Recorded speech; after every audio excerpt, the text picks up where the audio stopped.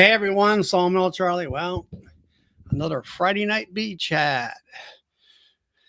Hey Joseph and Jason and Keith and Hope and everybody. Who else is in here? We got Bill and Danny and all that. And there's Darren. Hope everybody's had a great week. I know I've been super busy. Hey DC. Hope. Let me go ahead and drop the link in, let everybody in. And let's see, it's pinned. So, and let's see, what do we got? We got Sandy. Hey, Sandy. And there's Tom. And here comes Bill in. There he is. Evening. Hey, and there's Billy Lee. And all that. So hopefully everybody's having a good week. Not too much rain here this week. Got some hay in yesterday and all that good stuff. And how you been doing, Bill? It's been a busy week. I've been on the road a lot this week. So I did a delivery up near you the other day. Delivered a 42 frame extractor and a pallet of glass. Where at? Just north of Rockville. Okay, you're around DC area. Yep. So okay. Yeah, I'm kind of a southwest of me, I guess you'd say. Hey, Mike. And it's lightly raining here. Jason says. Yeah, I don't know. We worked on hay yesterday. Baled over 1,000 square bales. That's pretty good. And let's see, where are we at now? Hey, Nancy.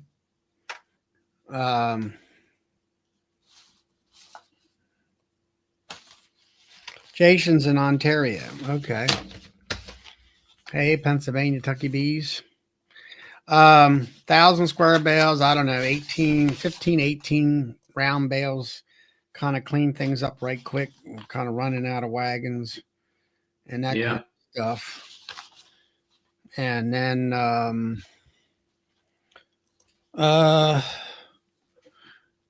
we had my son had one patch of hay. He wanted a round bale versus square bale because it was not, I guess it's not as quality wise as far as he was concerned.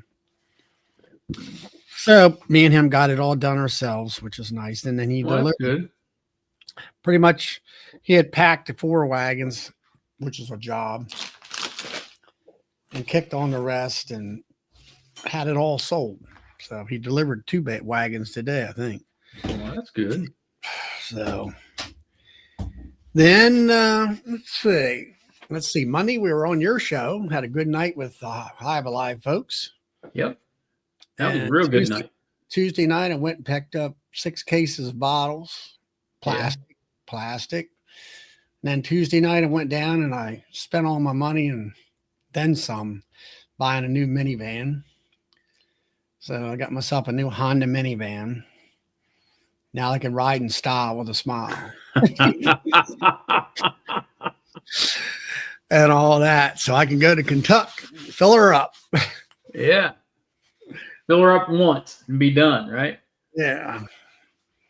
So, I didn't expect to buy one, but I did. But they talked you into it. Well, it was a situation where I went down there Sunday afternoon and looked at what they had on the lot. And I had been researching for 6 months. And I bought a Honda Odyssey. The main thing of it is I have a Toyota. I still have a Toyota. Because they didn't want to give me nothing. They were going to, we'll give you $300. I said, I'll take it home for $300. Exactly. $500. I said, I'll take it home for $500. And then he said, well, we'll give you $800. I said, I'll take it home for $800. And forget it, buddy. They didn't offer any more after that, did they? No. And so anyway, Honda or Toyota is hybrid, and that's all you can get anymore. And it's a 4-cylinder engine with a turbo. I don't even know what it's got a turbo on it. And Honda is it was the only minivan that I could find that had a 6-cylinder motor and a real transmission. And that's what most people don't realize. If you don't read your research, you got these or electronic CVT, variable speed belt transmission. It's a belt, and they're either made out of steel or some kind of composite steel. And then guess what? They all fail they had a big failure, high failure rate. And it's like $25,000. You can't repair them. You got to replace them. Oh, I'm like, no way, Jose. that sucks.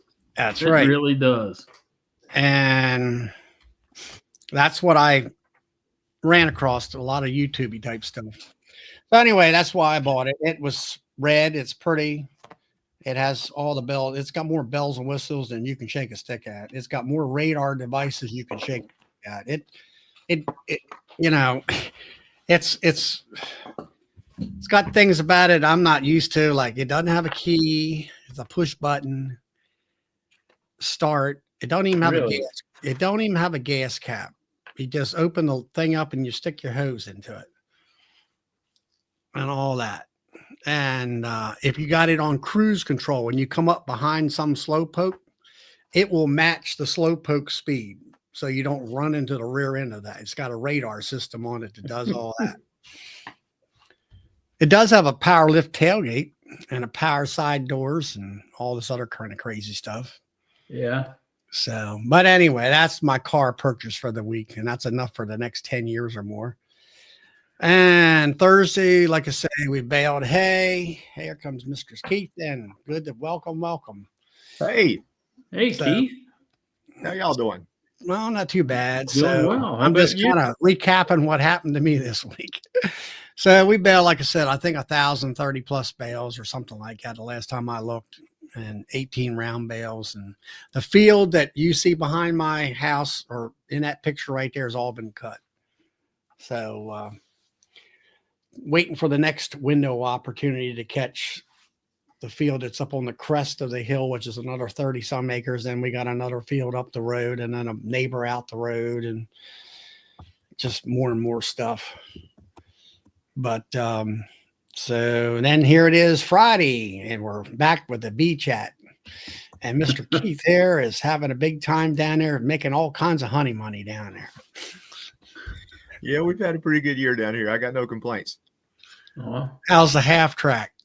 Oh, she's doing good. She's doing good. I got to get her ready for the July 4th parades. I have a couple of those around here, local parades to do. So okay. Now, do you put a 50 caliber machine gun up on top of the turret or what? It's got one up there, but it's a replica gun. It's got a 50 on top and a 1919 on each side, a 30 cal. So she looks the part, but she's a candy throwing machine in a parade. Yeah, we had talked about your half track, and I don't know whether Bill knew about this or not, is that here we are, 1945, right? Is what this thing was built in? 41. Yeah. Wow. 41, Bill. Rubber tracks. And you just thought rubber tracks came out with these here skid steers recently. Are they fully rubber tracks, Keith, or are they steel with the rubber inserts on them? No, they're totally rubber. You can add metal grousers onto it, but yeah, they're rubber tracks. All the half tracks had rubber. Completely rubber. Yeah. Oh yeah. 1941. Yeah, it goes on in one piece like a rubber band. I was, you think you got some new technology, and here it was 60, 70 years ago. Mm-hmm. Yeah. Yep. And it's actually got it's kind of cool. The emergency brake on it is a disc brake on the rear of the transmission. Really? Yeah. Hey, Thomas. Huh. Kind of cool. Russell. I bet you it's expensive to work on, though, isn't it? It can be. Amazingly, the military, they make a bazillion spare parts for everything. So thankfully, some fellas across the country have been buying up all this stuff for years and years. And if you can find the right fella, he'll have most anything that you want. A lot of stuff, NOS, still in the original boxes with the big desiccant packs and everything in it the way they packed it back in the 40s. So, and I got a few things out of Europe. We left a lot of that stuff overseas after World War II. They didn't bring back the half tracks and the Jeeps and that sort of thing. They brought back the high dollar stuff like tanks, but there's probably more half tracks in Europe than there are in the United States. So the parts aren't that expensive, but the shipping kind of gets a little high. Yeah, I imagine it does. There was a guy around here that he was, like you said, new old stock. Mm-hmm. He'd buy out these dealerships that were on MGs. Yeah. And stuff. Yeah. And he shipped parts everywhere. Yeah, that stuff's a gold mine now. Folks got to have stuff, and that's all there is. They ain't making it anymore. So, but she's a lot of fun. We do a lot of cool stuff with her, going to parades and VFW events, American Legion stuff over at the Veterans Park here in Yadkinville. Do events up in town, harvest festivals, do things at schools, get the kids up on board, let them touch a little bit of history, climb on board. So we have fun. Hey, Kathy and Kimberly, and we got Jed there, all the way up from Utah. Yeah. Is it gas or diesel, Keith? It's gas. It's a big 386 cubic inch flathead. Runs on gas. Got a whopping 147 horsepower, and so she weighs around 16,000 pounds. So she's a hot rod. She like driving an old school bus. If you can see a hill, you're probably going to be catching another gear. Yeah. Well, now when you're driving that thing, you got wheels in the front to turn it. Mm-hmm. Are they slipping the tracks one like a bulldozer? One's going slower than the other to get around? The Americans made their half tracks very simple. If you look underneath it, it's just got a rear end in it like a truck. So it's really a really short wheelbase truck. And then they added the bogie system and the rear box and all onto the back of that. There you go. Jed wants to know. I don't know whether you got any huts out there in Utah or not. So, Keith, what's happening in the bee yard? The ladies, the flow has calmed down quite a bit once the tulip poplar kind of went away. But the mimosas, the persimmons, the crepe myrtles, there's a few things still blooming. So the ladies are still bringing in the goods. I've got some hives that are really heavy. I'll be pulling again before long. I'm going to check a few hives tomorrow. Went by a fella's house today that I mentor, and he wanted to pull some honey. We pulled, 7 heavy supers off of 6 hives. But we went on down into his a little bit. I hadn't really been down in my hives since, middle or end of March as far as my big production hives. I've been in the rest of them. The nukes and splits and swarms, but the big hives I kind of just leave alone once honey season starts. But we went on down into his, and he had a lot of nectar and honey down in his brood boxes. So a couple of his hives, the queen didn't have much room left. So that's something I want to check on mine. Don't want to run her out of space this time of year. No, you don't. But yeah, like I said, no complaints. I came out of winter with 22, and I think I've got 30. Well, I had 37. I sold one and delivered it this morning, so I'm down to 36. So I really wanted about 25, so I just blew right through that. But 25 production hives? Well, now 25 total. I've got about 17 production hives this year. My big ones that are really making the honey for me. Yeah. Mm-hmm. But I always like to have a few resource nukes and a few extra hives around the yard. But, that's like I guess it was last Saturday.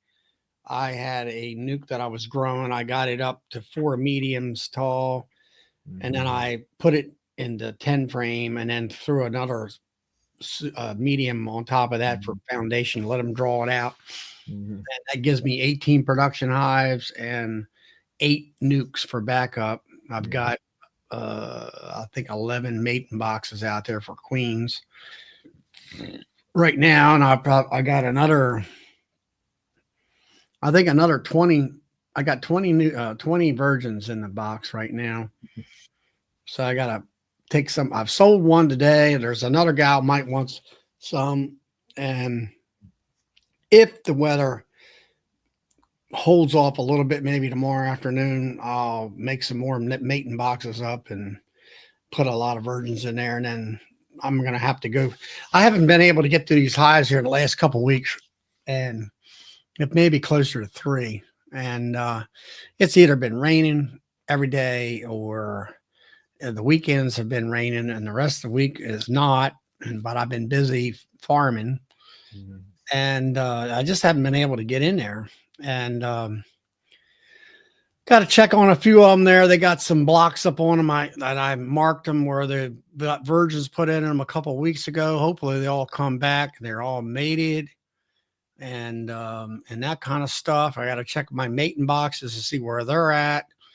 And one of the things I did do on my phone, that was another thing I did here a couple of weeks ago or more, is I finally finished.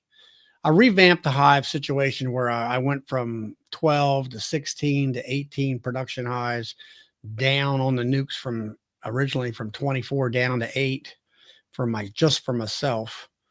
And I've got them all numbered now, finally. So I got a total of 26. And then I have record on my phone of all the queens down through there. And whether they're blue dot queens or older 24 queens. And so I'm going to try to take my mated queens and the ones that are 24s, once this flows over with, pull them and put new 25 mated queens in there and get them ready for next spring. That's my plan. It was kind of nice. My phone, it's one of them smart things. And I said, it'll say such and such a virgin queen, and you say mark. I would say mark blue, or let's say it's a 25 queen, mark blue, and then it would come up a little blue dot on the phone where I could pick that dot, and it would put a blue dot alongside where it said blue, and I would just erase the word blue. So now I can just look at my phone. All right, blue dot, blue dot, blue dot, nothing. Okay, we got to look at number 25 or number 6 hive. And requeen it or do something to it, depending on what the situation is. I'm getting my management of the queens dialed in and everything. So, but I'm looking at honey production and the amount of the hives I got. The biggest problem of it is everything this year. The rain washed everything away. Yeah. And it was cold in April. It's like Bill had to move his queen rearing class, back 2 weeks. Yeah. Because it was so cold and all that kind of, hey, Todd, and all that kind of stuff, Joseph. And that was one thing. Our weather's been really nice this year. I look at going on these chats, talking to folks. There's been some really crappy beekeeping weather all over the place. And we've been blessed here in a kind of a sweet spot. The rains have came pretty decent. We probably had more rain than the farmers wanted. They're starting to complain a little bit. Some of the gardens, things are rotting in down around the dirt because there's too much water. But the nectar flow did really good. The temperatures were great. I put my supers on back in mid-March, and first pull was April 21st. So it's hit really good right here in this area. The tulip poplar was as good, if not better than last year. So we've made a lot of honey. So now we're doing lots of farmers markets trying to sell it. So I got one in the morning. You're in North Carolina, right, Keith? Yeah. Well, I think last year they had problems out in the Midwest, and out here last year everything was the weather pattern was good for us. Now it's flip-flopped and all that stuff. Yeah. Yeah.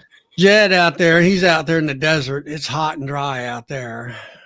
Mm. And all that. My son put a rain gauge up here, and I'm going to say this last weather go round that we had about 4 or 5 days, or 3 or 4 days. I think we had it was like 3 3/4 inches of rain in that rain gauge. Yeah. Now Jed out there, that's probably all he gets the whole year. We get that in a week. Yeah. Thankfully, we've missed some of these storms. They've had some bad storms down around Charlotte, which is, I don't know, 70, 80 miles south of us. They had close to 4 inches in a couple of hours last night. So they had some real flooding problems down there in some places, but we don't want none of that up this way.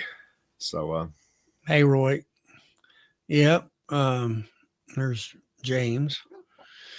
Yeah, it's like you say, it's the weather around here is spotty.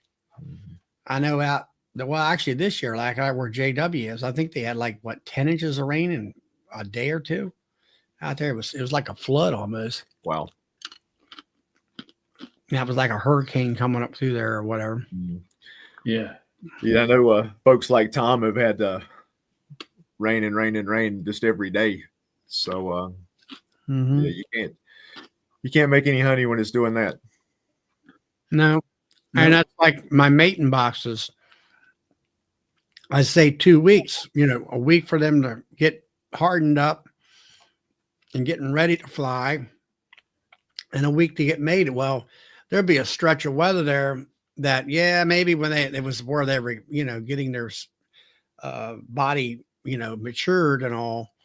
But it seemed like to me it's taking about an extra week longer for they get mated on the ones that have been mated, judging from what my dates on the hives have been.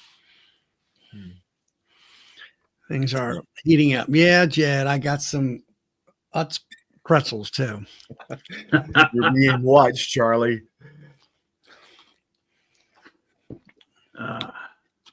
Yeah, Jed and Bracken were talking last night about trying to figure out if you were eating potato chips or popcorn. Yeah. There's Pastor Larry. Hey, Pastor Larry. Yeah, I was on Bracken and Jed's talk show last night. Yeah. But they got to get brave and drop a link, let everybody in. Yeah, I noticed they were pretty shy with that. Yeah, they don't do that. They let all them Bracken? Yeah, Bracken and Jed, they all live out in Utah, and then they got Bruce, he's a Utah transplant. He lives in Alabama, but he's originally from Utah. And all that. Yeah, that was a good chat though. Had a lot of the characters show up, so that was fun. Yeah, they had all those legends show up. You had autographs and photos. I told him, I said, I'll be doing autographs and photo ops out there at Nobby next year, like I did this year. Yeah, it's time to start. I had photo ops with Kathy down here at Bill's place, Yeah. And all that. I don't know if I signed I don't think I gave her did an autograph, but anyway, it's fun. It was fun. You had Greg Burns on there, all the folks. I don't know whether Brian was on there or not. I can't remember.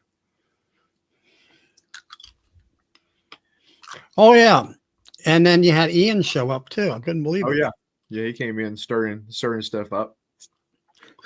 Yeah. The last time Bracken was on my show for the first time, Ian shows up, and here I see Bracken gets his camera out and takes a picture of the screen on the look. I'm with Ian Stupler. Yeah, it's funny. That's funny. That was funny. So anyway, but that was, it's good to have, like that group is more of a Midwest or Western group, I guess you would call it. Mm-hmm. And, their environment is totally different than ours. I mean, they're farming wise. I mean, on a farmer aspect of it, they're out there, they're doing irrigation, be able to grow anything. And around here, we don't, my area, you don't do too much of that. There are some irrigating places like on the eastern shore of Maryland where it's more sandy ground, dry ground. But yeah, a different world. I'm not sure what the bees get out there because I don't. To me, like what's his name? Glade. He's out there and also in Utah, and to me, it looks like a desert to me, desert plants, but they seem to get honey out there. Yeah, there Jed said all irrigation in Utah. So yeah. Yep.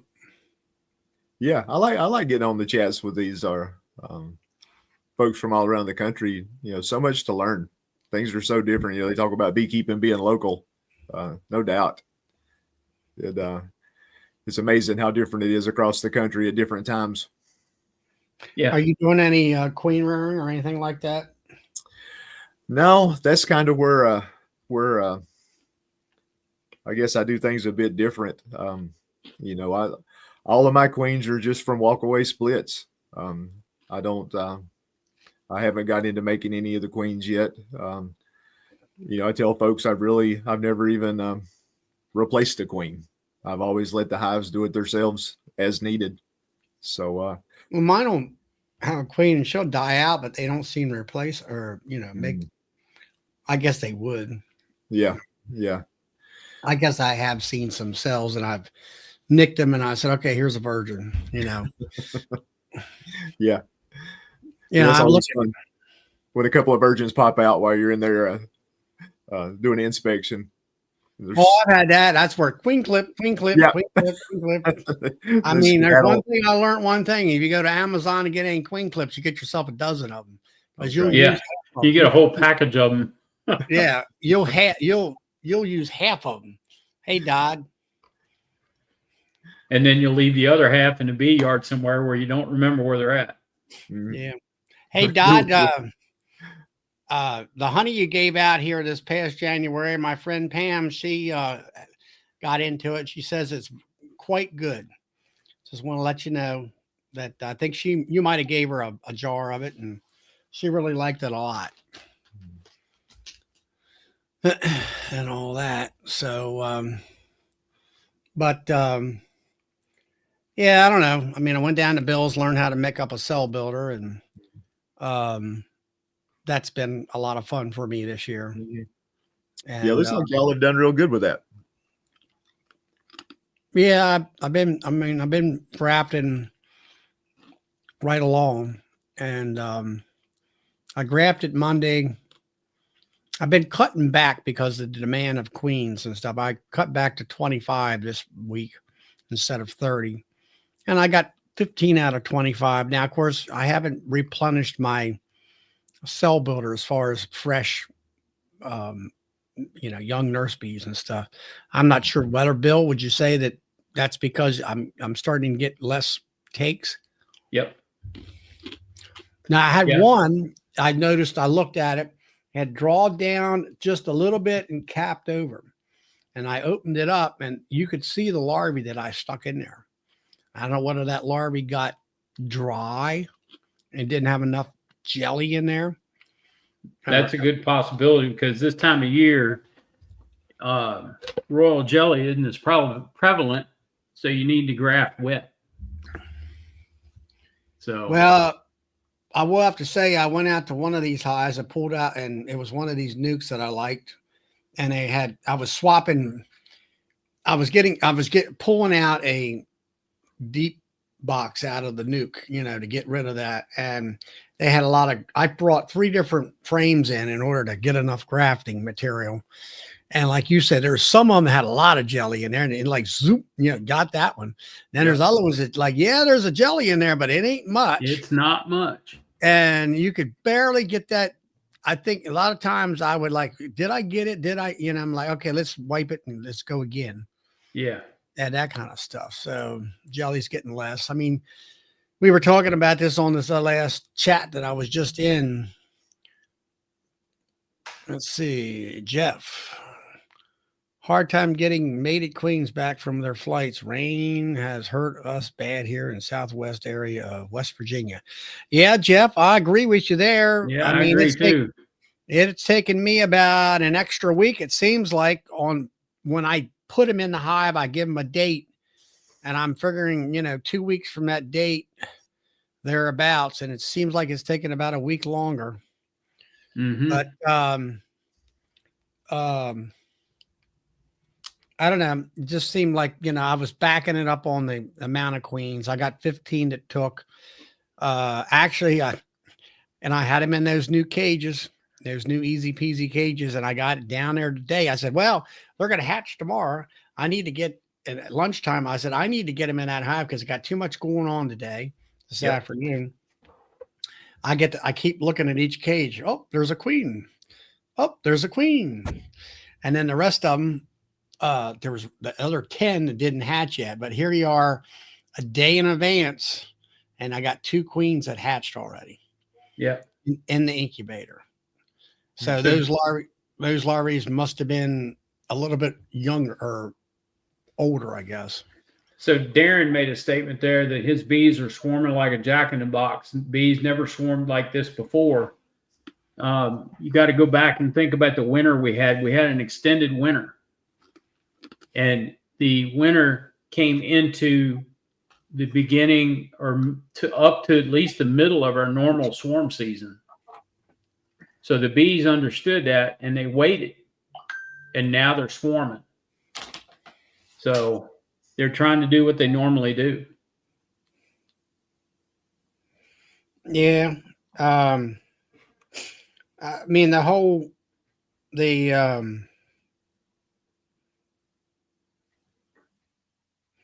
do you call it? Had my, the weather pattern in every way. I mean, honey, a whole 9 yards is just totally off this year. Yeah.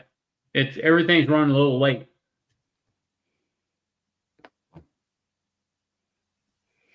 And all that stuff.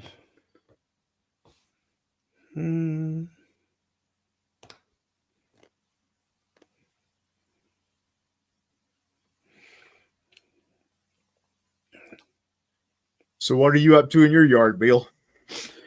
Well, I'm getting ready for a queen rearing class tomorrow. I've already pulled a few supers just to see what they're doing and, get a percentage of, see how dry it is, and go from there. But so far it's down to 16%. So even with all the rain that we've had, they've still dried it out very well. What's capped? I've got one hive that hadn't capped anything yet, and that honey's down to 16.5. Mm-hmm. So I pulled it. It's dry enough, so I pulled it. And yeah, I mean, I love uncapped honey. That the moisture is good on it. It saves a lot of work. Yeah, you're right. It does. Saves a lot of mess too. I mean, you don't generate a whole lot of wax that way, but you can zip it through the extractor. Yeah, I'd rather forego getting the wax and be able to zip it through the extractor and, save the mess. Oh yeah, so, no doubt. We're having a rewind on queen rearing class tomorrow, and we're going to drop some cells. Planning on 60 cells. Probably going to be more than that, but I've got 50 mated queens sitting in the shop right now that are ready to go out. So, have you got them all sold? No, that's the problem. I haven't got them sold yet. Yeah, I don't know. I had a girl come and got one today. I did get a report back from one other guy that got bees. Hey, Jarrett. And he showed me some pictures of one of my virgins that got mated and doing great for him. And he was a new guy. And then Lynn that comes in here from Baltimore, Greater Baltimore Bees, she got 2 queens, and both of them hives, I went and helped her that one morning, Sunday morning, and installed them, and they're up and running. They got mated, and they're doing good. And that was that week. I guess that's been 2 weeks ago. And that when we put them in that following week, it rained. That was probably about that 4-inch rain week we had. Yeah. All that stuff. I remember you talking about that. Yeah. And anyway, they were, you know, like I say, they got out and got mated. Now, something that I've been watching, if you go, anybody in the chat, you want to watch Bees in the Weeds, and that's Jason, I think his name is, and he's got Kenton Williams on there, and that's the guy that taught me how to graft back in 2019. And he is a EA master beekeeper, but I'll tell you what, this is my opinion. He is a master beekeeper. He knows more about bees than anybody I have ever listened to. And he'll give you all the fine details along with it. Yeah. And some of the most interesting discussions with that guy. And but he's commercial, and you know, he does queen rearing, and I think a good portion of that, and then he does some honey on the side. He also has shipped bees out to California too. And he always has a good story to go along with what he's trying to teach you. Yeah. And Brian says his name is Josh. Yeah. You know, sorry about that, Brian. I actually met him at Nobby. We were all standing out there with Mr. Ed and everybody at Nobby at the front door there for a couple of hours and stuff. But Darren's been watching the series of Bees in the Weeds. He is a master beekeeper. You know, he is the epitome of what that title means. Yep. You know, he ain't no paper certified master beekeeper. That's for sure. And all. Thank you, James. Appreciate it. So, Home Alone, freedom. Okay.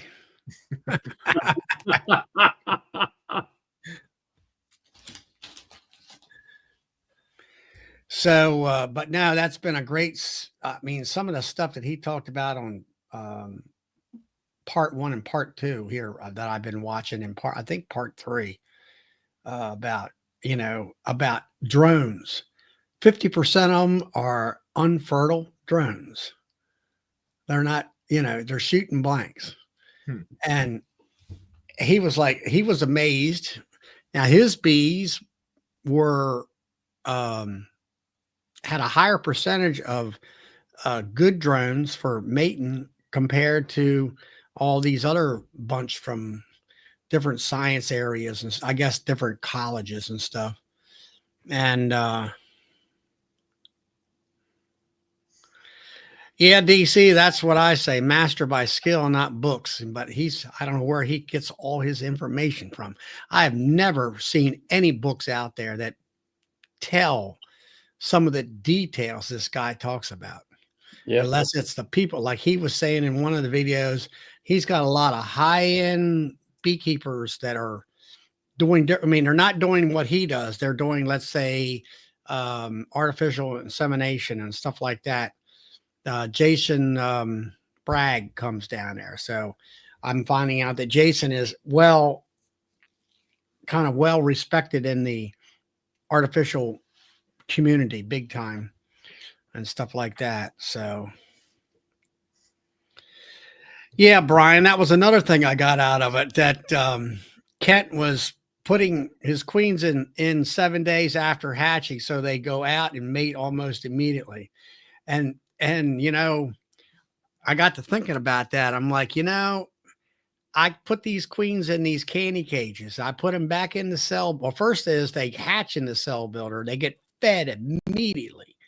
I bring them out of the cell builder in them cages. I paint them, put them in the candy cages, and they go immediately back into the cell builder to get fed by the bees. And I think that I'm wondering about, okay, they're still being fed with the best nutrition because the bees can only do that. And in 7 days, all right, their exoskeleton has been up to matured. It's hardened. Their wings are hardened and dried. They're ready to fly. Their ovaries have been developed or ready to go out and mate with the drones.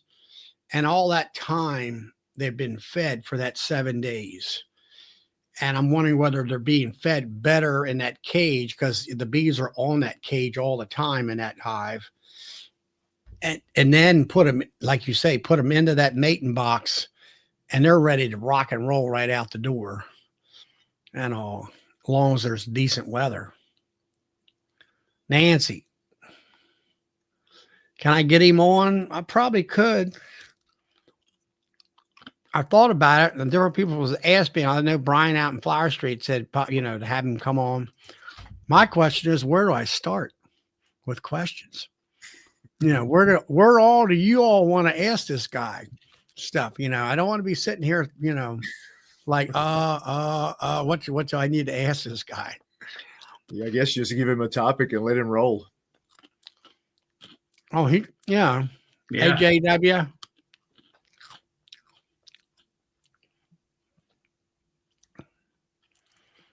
Yeah. Let him talk a little. Oh, he'll talk your ear off. Oh, I'm sure he will. I went down there in Knoxville, Tennessee, where I learned, he taught me how to graft. And I took both of his classes. And, it was a repeat class, but I'm going back again. And in 10 minutes, he had me graft. And I said, is this all there is to it? He says, yep. And so, around here, nobody was teaching anybody anything. And I think Bill kind of knows that, how down in the valley it is on certain subjects. Oh, yeah. And a lot of subjects. A lot of subjects. Like, how much dosage do you go with OA vapor? Yeah, exactly. I couldn't get over that. Or how do you do a walk away split? I thought everybody should have known that one by now. I mean, that's been out for 10 years. Yeah, exactly. And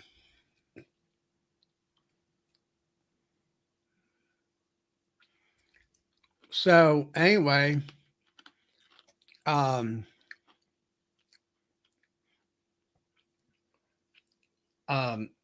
sat down with it, Kent, before the class started. I said, do you have an extraction line and all that kind of stuff? He says, no. He said, I take my bees down to Mississippi, do all the honey down there. Then I got a friend of mine down there that he has a honey extraction line, and he says he puts all my honey in barrels for me. And he says he needs 1,000 queens. Well, no problem. Here's 1,000 queens. I'll trade you. So we just trade back and forth and that kind of stuff. Now that's been since 2019. Things have changed, I'm sure, but that's kind of the way the man is. And he's got a farm there. In that video that is it Jason? Is it showed? Mm-hmm. When I first met him in 2019, he did that. I said, how much? He says, free. Anybody can go to that. I think you have to sign up and say, hey, you're coming, but you can go to his place on that certain week, 2 or 3, a weekend, I guess it is. Yeah. And if you're brand new, you want to learn how to put a box of bees in a hive. Okay, let's go over here and put a box of bees in a hive. You want to learn how to graft? All right, sit down here. Let's learn how to graft. Anything you want to learn to do, hands-on type stuff, he will sit down there, or one of his people that's in that local club right there will sit there and walk you through it hands-on. And that whole thing is free. And now where he lives at, from what I gather, you might want to take your camper along with you, because there is no hotels close by and all that kind of stuff. So, but that's what they still do out there. I mean, he's just fabulous. He is a great guy, Jason. It just, he's just down to earth farmer. He was a tobacco farmer. And of course everybody said no more tobacco, got out of that, got into being a vegetable farmer. I think he lasted in 1 or 2 years. He said, that's too much work. And then he got into bees, and he jumped in and on that stuff. And now he seems to be real good at that. And as far as him being an EAS master certified beekeeper, he is. And at that class that I took in 2019, some woman raised her hand. Well, you're a master beekeeper. And he looked at her and said, lady, he says, that's just a day that I happen to know all the answers to some test. That's it. And that's how he thinks about that. He said, that's all. I knew the answers to 3, I think at that time, 3 different tests. And that was it. I'm done. all right, let's go on. Kept on going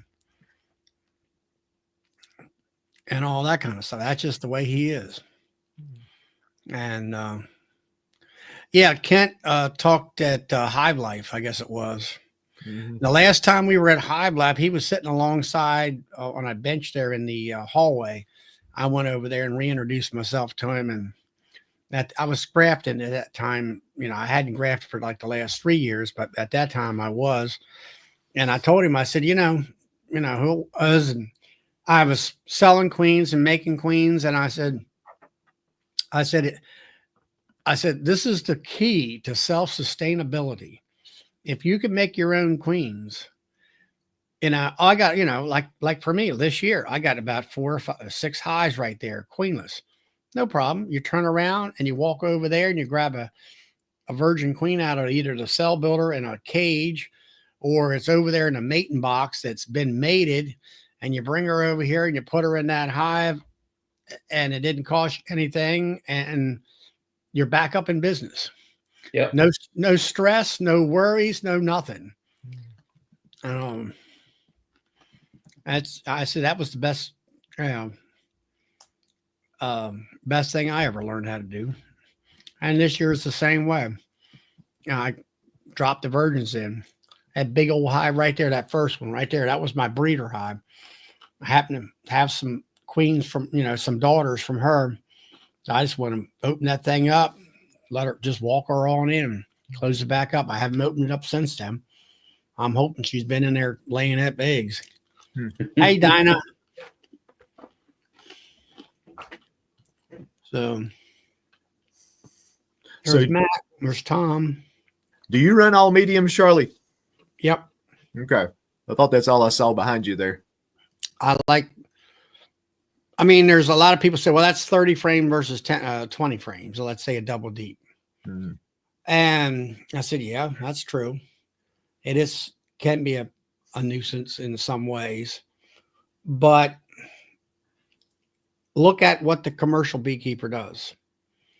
Ian and all those commercial guys, what do they run? They run all deeps. They also have hive lifters and stuff like that to be able to pick that 200 or 300 pounds of honey up off of there, at a clip, and put the escapes in, and and all that kind of stuff. So what do they have? One size box, one size frame, and it's universal. It can go anywhere. That frame can be either a honey frame. Most of them guys, it don't matter whether it's a brood frame, it turns to a honey frame, or a honey frame turns to a brood frame. It don't matter to them. Yep. Me, do the same thing. One size box, one size frame. And if it's got brood in it, it can become a brood frame. I could put it, or let's say if I got honey in the bottom box, I could put it upstairs in the honey box, in the brood box, honey in the brood box and stuff like that. Everything is interchangeable. Mm-hmm. There's a lot more of it, but it just, for me, when you pull a deep frame up and you try to spin it around, the weight distribution is a little bit odd. It's heavy, or when you're trying to spin it into ears in your fingers and look at your brood frame like that real quick. Whereas a medium, you can spin it around like that. It doesn't have a tremendous amount of weight to it, or it's not off balance. Right. And that kind of stuff. Oh yeah. I run all mediums. I agree with you. It just makes life so much easier when I go to somebody's yard and help them, and they have deeps and mediums. You have to think about what you're going to do. I want to pull a frame up, but I can't. Yeah, you're messed up. Yeah, it's okay, well, I want to pull a deep out of the bottom, put it upstairs. Well, then I got to take a frame out of the bottom medium so it'll fit down into the next box. And then you got this bird comb coming down, and then you forget about you did all that, and then you have a real mess on you when you get back and find that. Yeah. And all that kind of stuff. Yeah. I like running all mediums. Yeah, just now I try to keep, I don't want brood in my honey supers. So I try to keep all my honey supers, and I try to keep all my brood frames. Mm. And now, like right now, like my nukes. Well, it's up to the bees on them.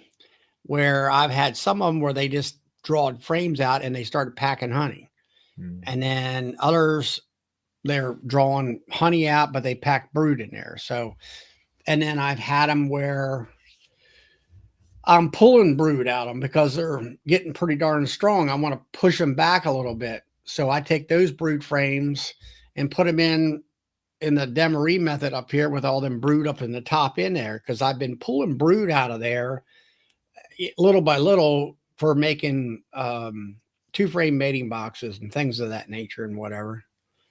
And that kind of thing. So I'm kind of equalize it, I guess you would say. And that kind of thing. But mediums just work better for me. I mean, and I've had them in years. When I first started, I had double deeps. Well, I didn't know much about the Demery. I didn't know nothing about the Demery method at the time. All I knew was to take double deep, and then you put the super honey excluder on there, and then put the darn box up on top, and then they wouldn't put no honey up there a lot of times. And that's where that's where I'll have people. I said, yeah, they put brood in the 6 middle frames, right? And they put honey on both sides of that double deep. And they said, yeah. And I says, you can pull, and then if the brood hatches out, they backfill it with honey. They're getting ready for winter. And so anyway, I've had them times in the past where I try to pick up a super or a brood box on the top, and it happened to be a lot of honey in there. You talk about, they say don't weigh 100 pounds. Well, it sure does feel like it to me. Yeah, everything I've pulled so far, I weighed it out. They're averaging about 55 pounds. With a deep? Medium. With a medium. Yeah. Now, Lynn there, she says she can't lift a medium super. She has to do it frame by frame. Well, that's fine. Yeah. Now these are 8-frame supers that I weighed at 55 pounds, not 10 frames. So those cell builders that were on the loading dock. Okay, they're 8-frame boxes to begin with. Those are 8-frame supers that I pulled off of there, and they're all weighing about 55 pounds. Okay. What do you normally use for a brood box, Charlie? Three boxes. See, that's a lot of people talk about single brood chamber management. And I says, well, I kind of come up with this Demery method with a rolling Demery, and it's kind of like single brood chamber management. 2 mediums to me is a single brood deep, equals to a deep. Maybe a little bit more room. I'm not they get technical about that. It's like, who cares? It's either a deep or it's 2 mediums that represent a deep. Yeah. Okay. Then I put the queen excluder on. Then I put, let's say, a couple honey supers. Let's say 1 to start with, early spring. And then I put that other medium up on top of that, which is my top brood box. And that's where I'm doing that rolling thing where I'm picking out all the cat brood, put it upstairs, and there's your bait. That sucks all them bees up through that queen excluder, cover that brood up, and they're coming up to do that, and they're coming up to feed, and they're coming up to deposit honey. So that's why they're making the honey. And then if you that's a thing that, it's like we were talking about queens a little bit, and they had a lot of folks in there that, they're second-year beekeeper for the last 10 years. You know what I'm saying? And they're like, well, I tell them, I says, yeah, I learned last year and this year to scrutinize my queens. Well, what are you looking for? I'm looking for brood pattern. Or is it shotgun? Is it a little small pattern, or is it corner to corner? Do I have 6 or 8 frames of brood? Or here comes the chief himself from up in Alberta, Canada. I don't know about the chief. Maybe I'm the bottle washer. It's probably closer to that. Okay. Well, if How's you're not the chief, you got to be the chief cook. Don't demote Well, yourself all the way down to bottle washer. Hmm. well, start at the bottom. I have to have goals that are attainable. So what are you doing, James? You driving or just hanging out? I'm waiting for supper, believe it or not. So placed an order in there for supper. I'm just waiting for it to get done. But I am happy to report it is raining up here. Yay! We have had no rain.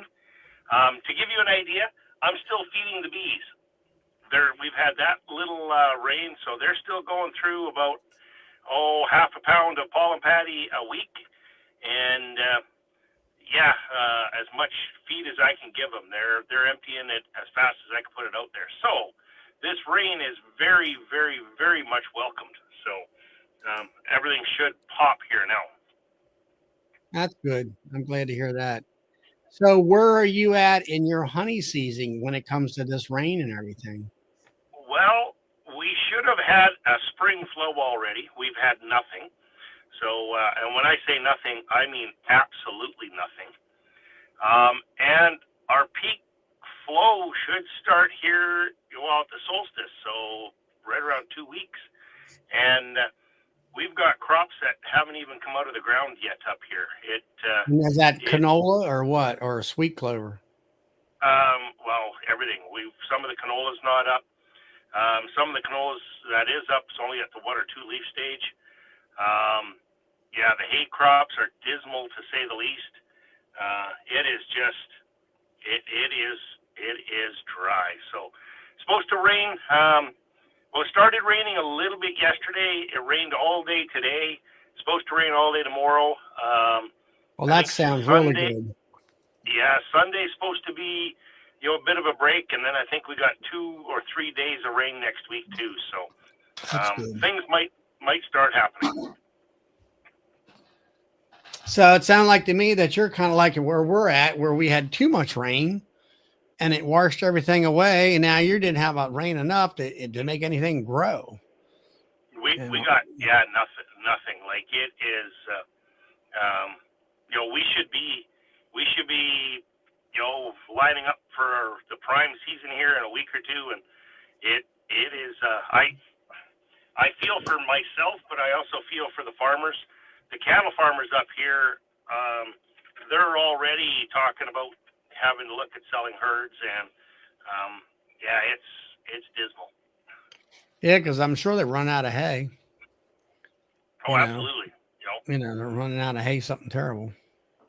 So, that's like my son. We were cutting hay, and we didn't have that spring rain, and some of the different fields he keeps tracks of all that stuff, which I used to, and it was not as the amount of bales and stuff was down because they didn't have the rain.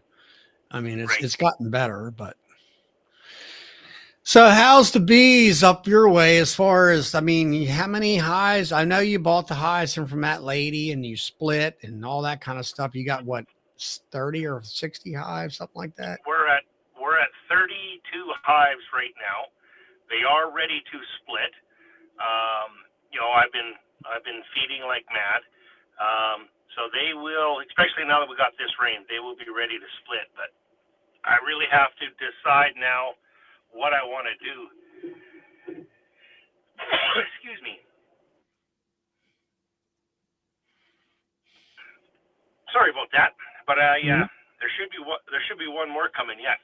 But I have to decide what I want to do.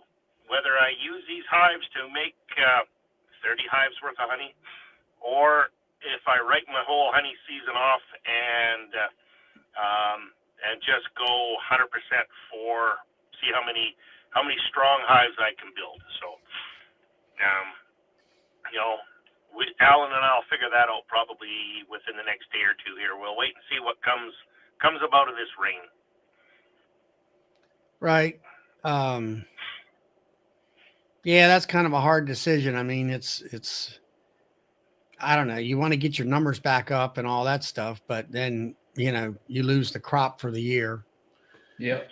Well, and we have some commitments with some of the some of our larger customers and stuff like that too. So the other part of it is I can't even reach out to see if I can purchase honey from another local beekeeper because everything's been so dry.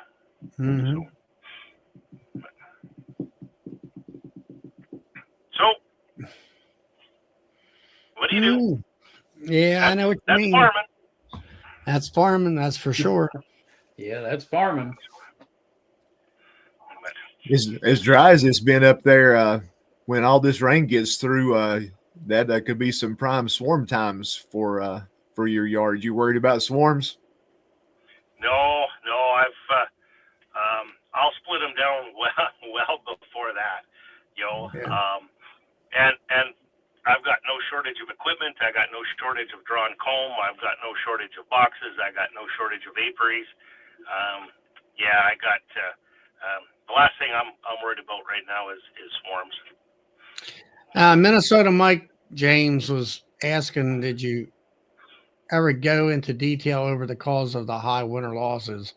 I think a lot of that was it yeast, was it, that you were talking about? So yeast is a good portion of it. Yes, I had yeast in my sugar water. I had yeast in the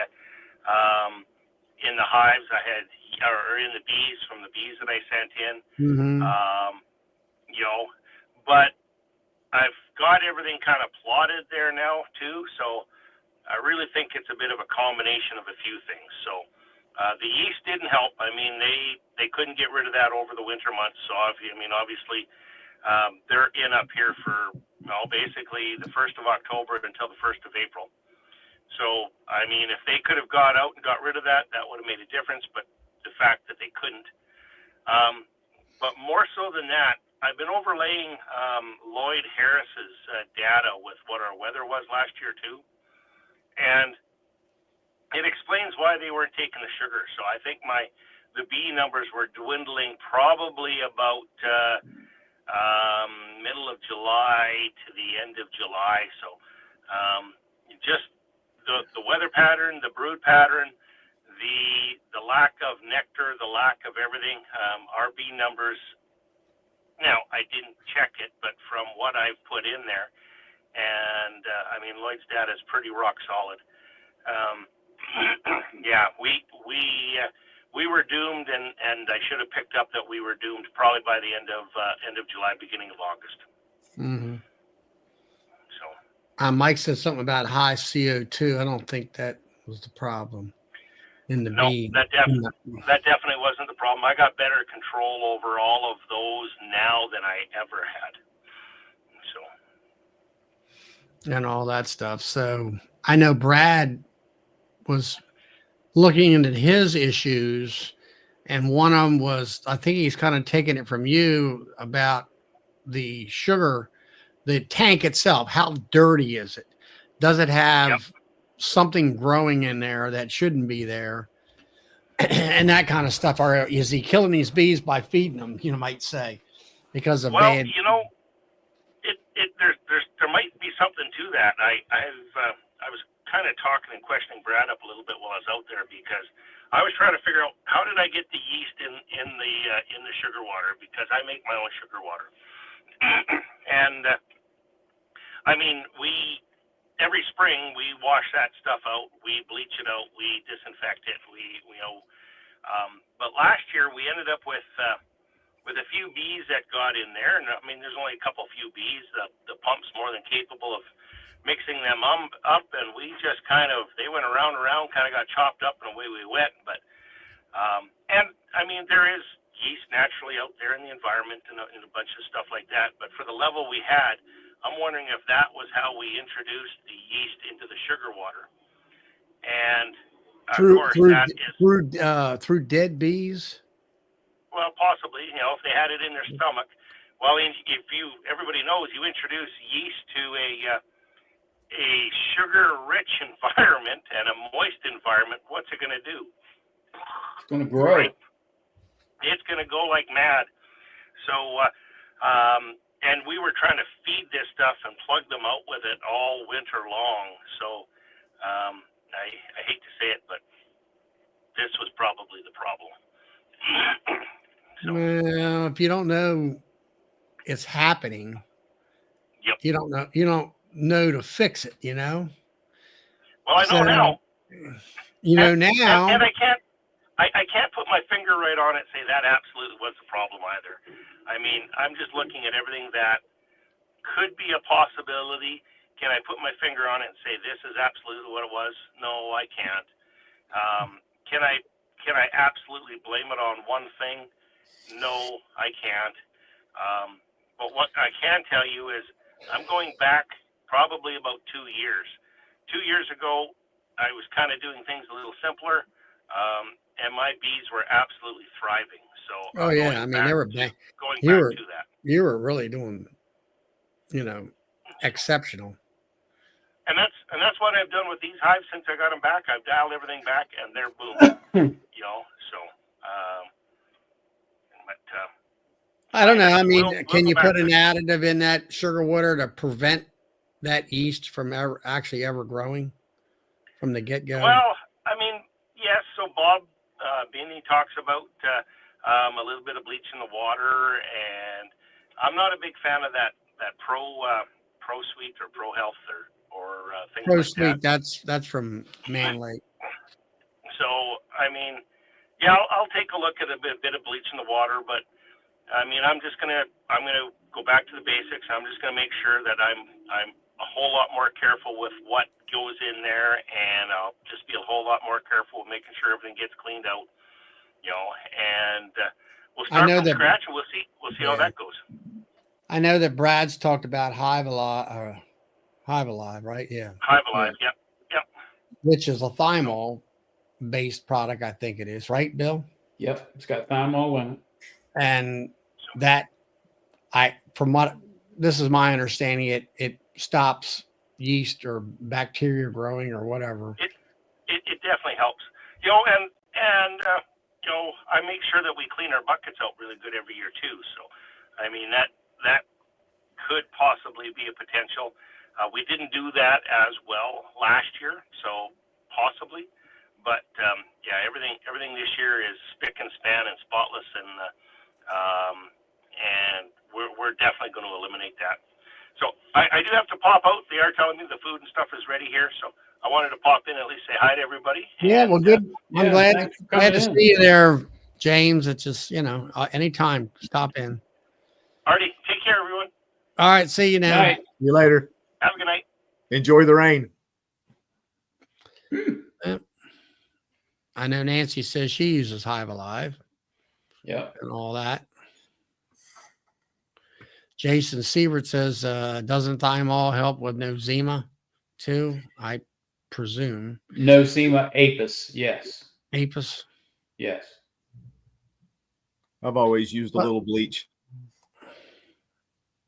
Yeah. Well, I never could quite understand a lot of now I have a 40-gallon tank that I pump when I'm doing top hive feeders in the fall. And but seems like a lot of folks keep their sugar water for, in a tank, where I'm making a batch, I feed the batch and the bees take it down, and I make a batch, I'm making a batch when I'm feeding, I'm making a batch at least once a day or twice a day. I might have a batch in the tank, and then I'll make another batch in the barrel ready for the next day when I'm feeding. And, I don't have any sugar water sitting around. I do have some Pro Sweet sitting around, and it's been fine as far as I know. It lasts, as far as I know, right, Bill? You get some of it. Yeah, it will last as long as you don't cut it with water or any, I don't a cut water-based product. It'll last. It had really no shelf life. So I've been using that more so on my mating boxes because it doesn't have a smell. If you put sugar water on them 2-frame boxes back there, they will be attacked in a heartbeat. Yes, they will. Learned that hard, especially when they're in the same yard. Yeah. And with myself, I put the Pro Sweet on there, and that keeps them going, and all that kind of stuff. But hey, Mark. And so, I mean, I don't know. You know, one year you can do one thing, or several years you can do a lot of things, and it all works out. Everything working great. And then, you know, for some reason, everything goes to hell. And in your bee yard. Last year, everything dumped on me, and I put new queens in, and I made more honey that last year than I ever did. The season was good though, and I put new queens in, and I paid attention to that.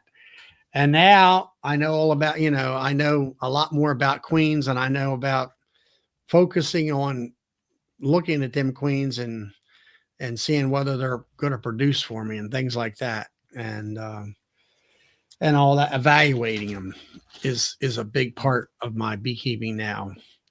And it just, how would you say, it just, sometimes I'm like, why did it take me 10 years to figure this out? You know, that kind of a thing. Why wasn't somebody out there talking about that? But it's just like the easy peasy cages. Well, why didn't I buy them at Nobby? Because I wasn't interested in them at the time. I wasn't queen rearing at the time. Well, now I am. Now it's like I'm all over it, you know, and that kind of stuff. And when you're listening to somebody talk about queens and whatever, now I cue into that, and I understand a little bit more of that as they're talking about it, or, you know, that kind of a thing.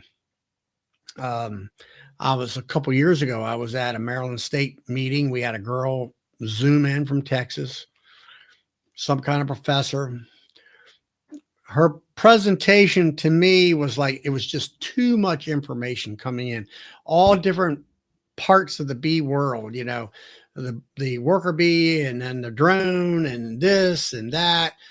And they had the queen part. Well, at that day, I wasn't really tuned in about queens because I wasn't raising queens, and I did not have any experience of catastrophe of, you know, losing hives because of queens.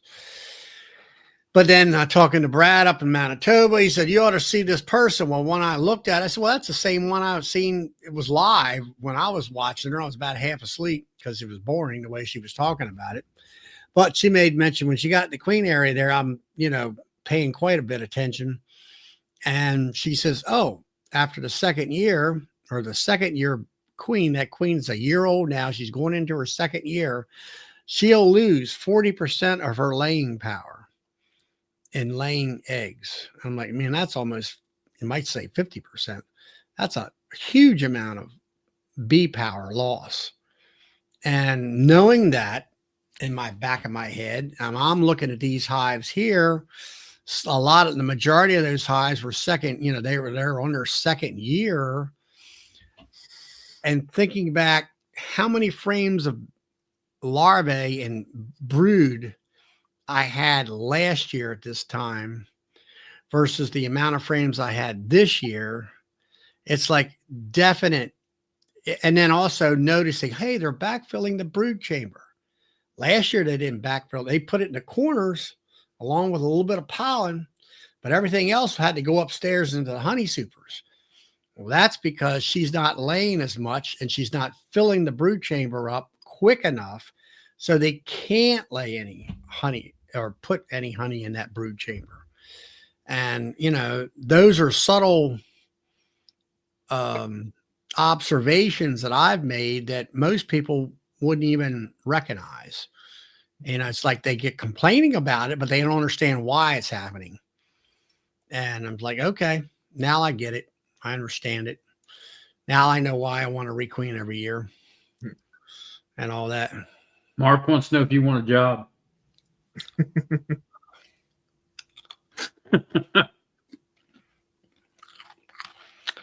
I don't know, Mark. Mark, didn't you say you shut your queens down this year?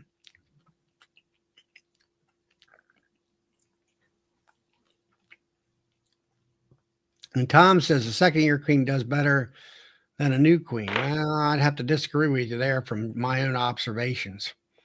Third year, forget it. She's gone. Mark did. I think he said he had done about 700 queens. And Yeah, I just offered him a bunch of virgins because I'm gonna have a bunch here in a couple of weeks if he wants them.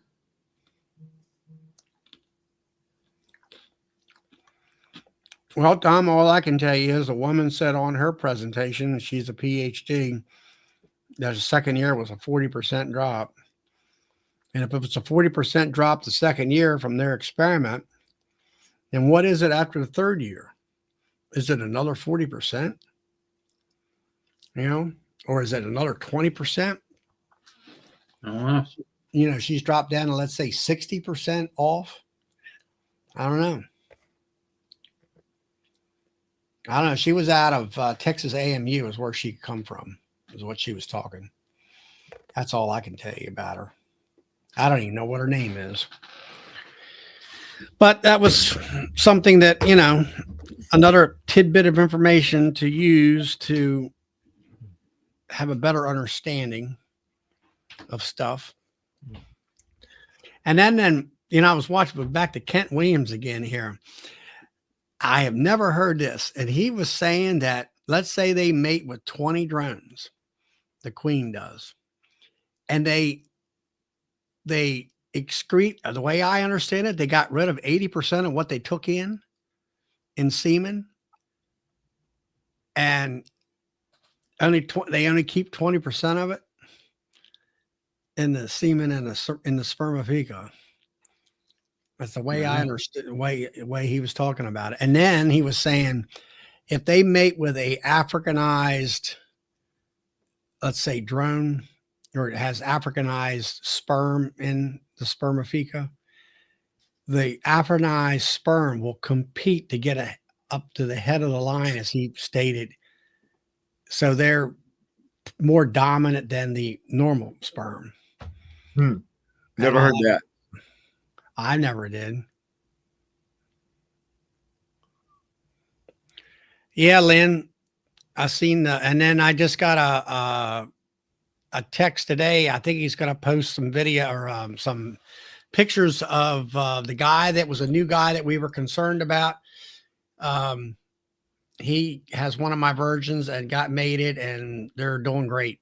He sent me a text with pictures today. I think he's going to post it on the Facebook page.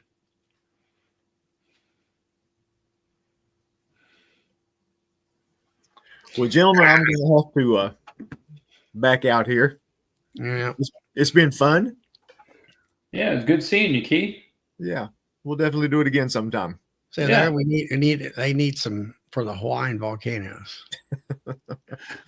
You guys take care. We'll catch you later. And all that stuff. All right, Keith. Thank you. See you, Charlie. See you, Bill. Yep. Thank you. See you later, Keith.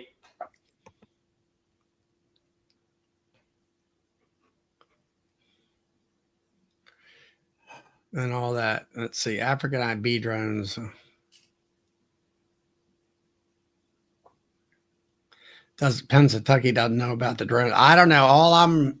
I'm just listening to Kent Williams when it comes to that kind of information. And I'm like, where does all this information come from? You know, where does he get his stuff?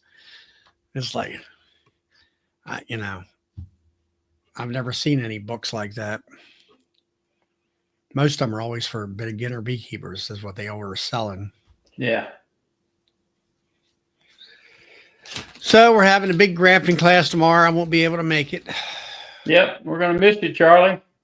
And all that. Will, got a text from him. He's feeling a little bit under the weather. A reaction to something he took. Who? Will? Uh-oh.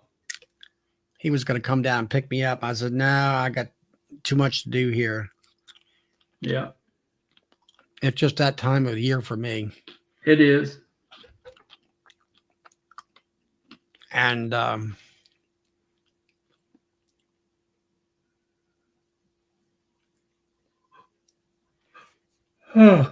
yeah, Jason said Kent talks about queen keeps certain amount of the sperm from the infertile drones and as well as the fertile ones.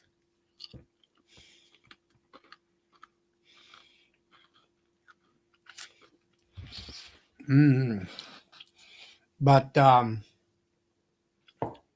hopefully, maybe it might not rain tomorrow. At least in the afternoon, I can get out there and at least do some inspections.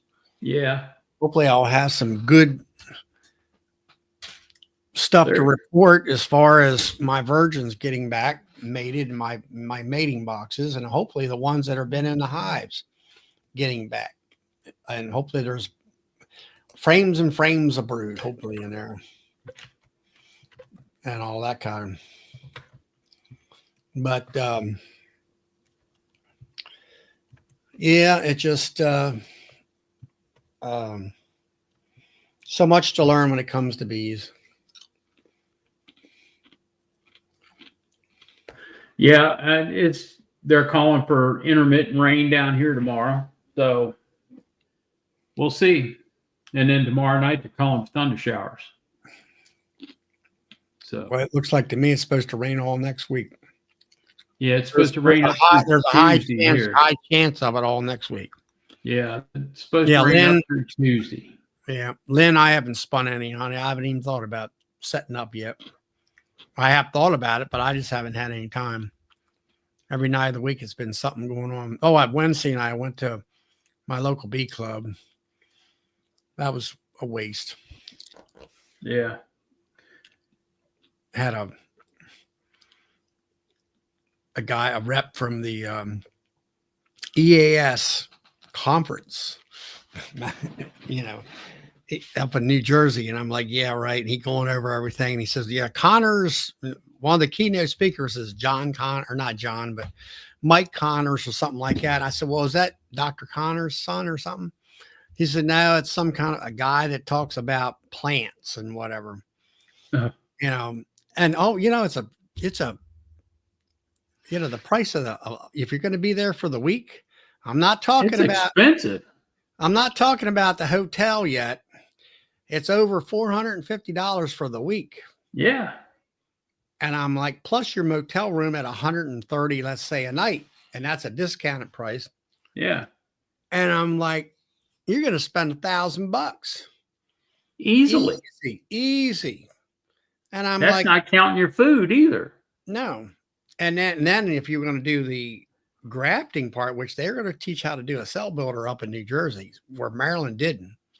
Here it is in my backyard.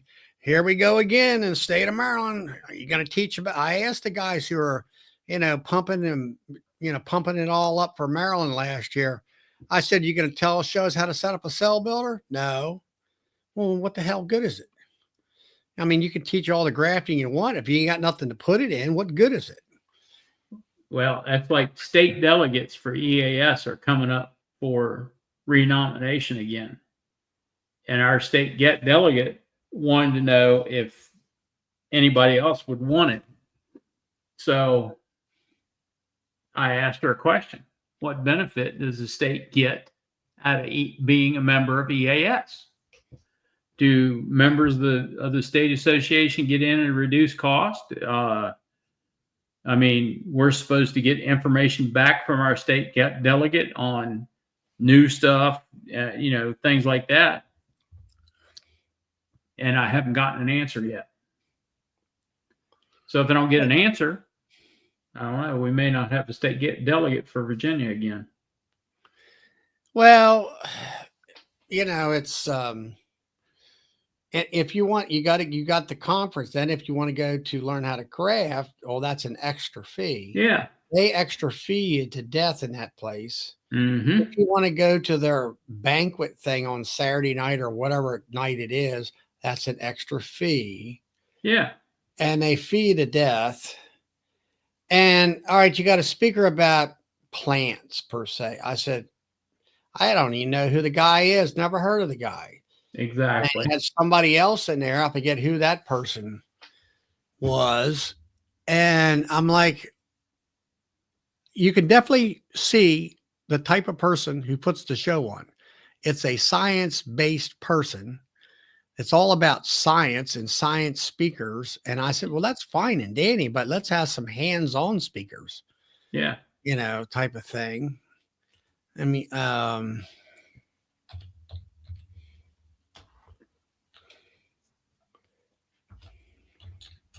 Well, I'm not getting any response out of our current state delegate, so Yeah. you know. I'm going to EAS thing right now, conference.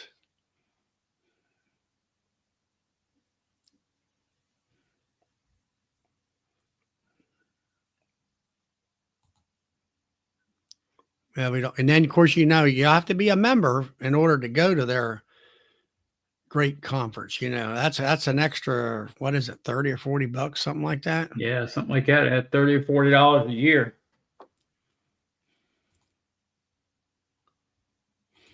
And if you don't keep it up, they send you a nasty gram. Oh, really? Oh yeah. Well, let's see. Download a full schedule.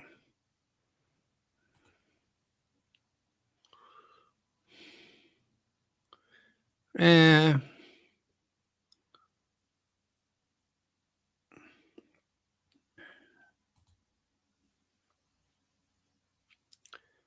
Trying to, let's see, where is it?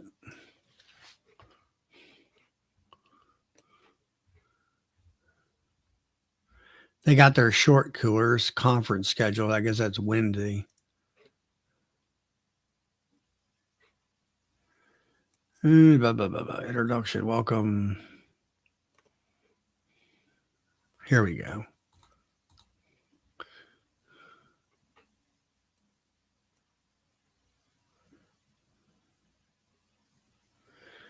All right, 9:00. This is on a Wednesday. Dr. Dinah Cox Foster. Honeybees are native bees. Okay. What am I going to do with that information? Keynote address by Dr. Michael Simon Fitzstrom.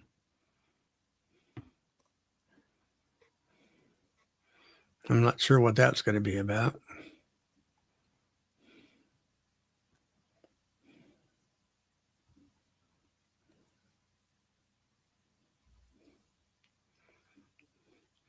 Thursday, we got Dr. James NIEH.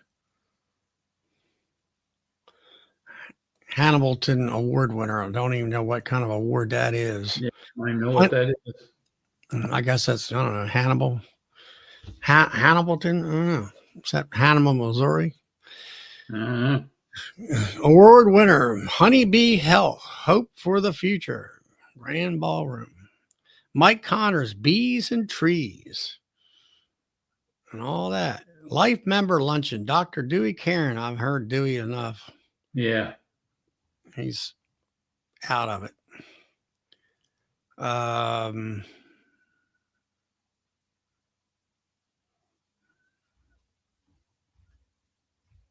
that's pretty much it. And then, you got the different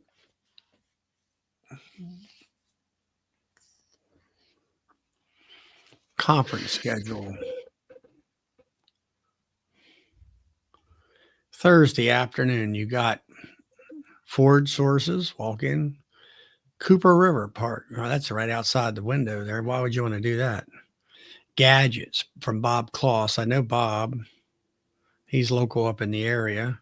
Yeah. Gadget Display, Kevin England. He's a good fella. I met him. Just, apitherapy. Getting stung. Chiropractic and apitherapy. I can see the chiropractors liking that. Colony manipulation and monitoring. Well, whatever. Like you say, he wants $400+ I'll go to Nobby. Go to Nobby and for what, a third of the price? Yeah. I mean, you're not including your motels. I get that. But what is Nobby? $175? 100? Yeah, something like that. Somewhere in that neighborhood. At least it was. And then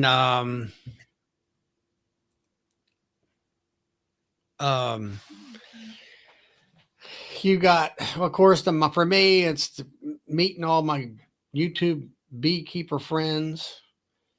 And then also just speakers alone are, as I call it, practical, hands-on type of topics. Most of the speakers talk about, or it's good knowledge-based topics that you can kind of get a better understanding of what's going on in your hive, whether it be a varroa mite issue or how to treat, or, you know, the latest things is what's happening in the bee world. Yeah. You get more information at NABI than you do at EAF. Yeah. A lot more information. And all that stuff. Yeah.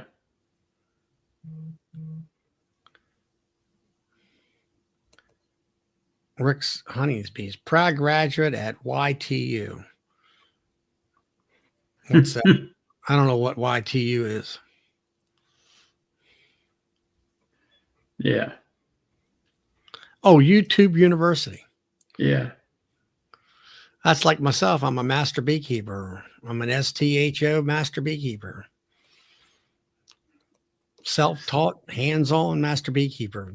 Good. Certified by the College of Hard Knocks. Yeah.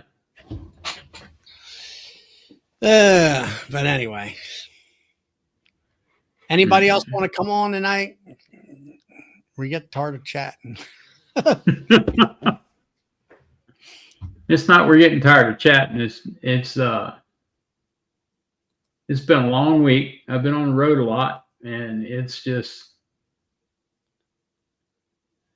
Yep. And Nancy, like Nancy says there, you know, fundamentals are covered. Chats can put me where I need to be. yeah. And it is. And you can ask the questions specifically to what your needs are, what your questions is. Yep.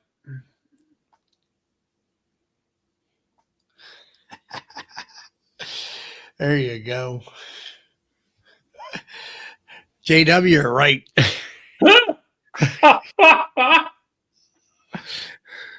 JW, you and I feel the same way about him.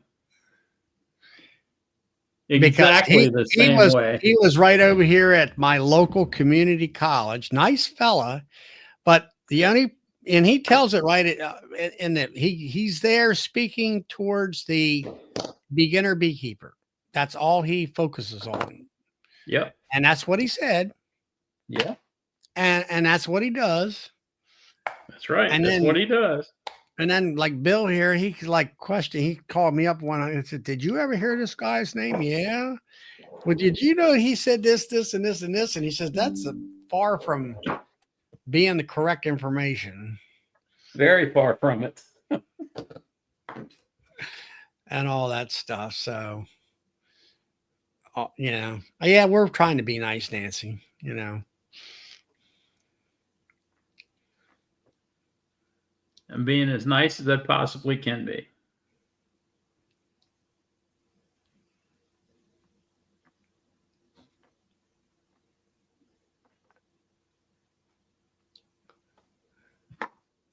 So I'm going to do my very best to record this class tomorrow and post it.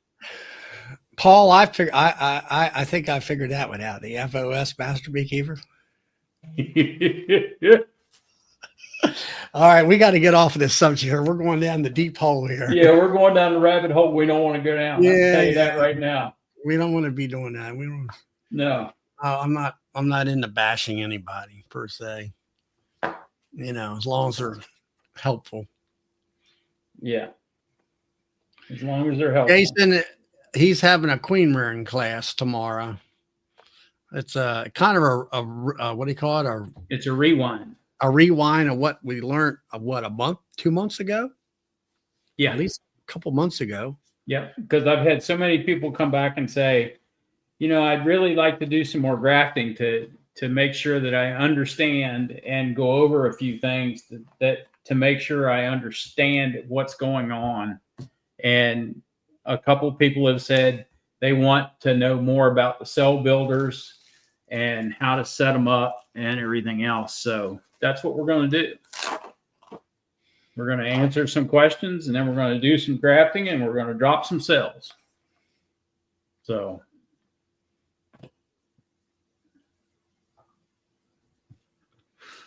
and I'm going to do my best. I'm going to do my level best to record it.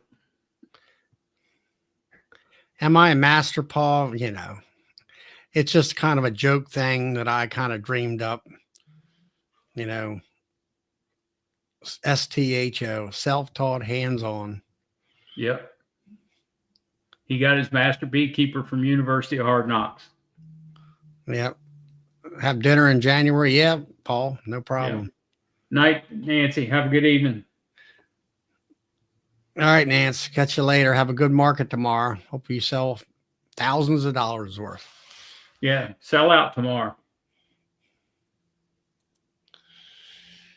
No, it's just, you know, I don't know. Nobody's a master because nobody, what would you say?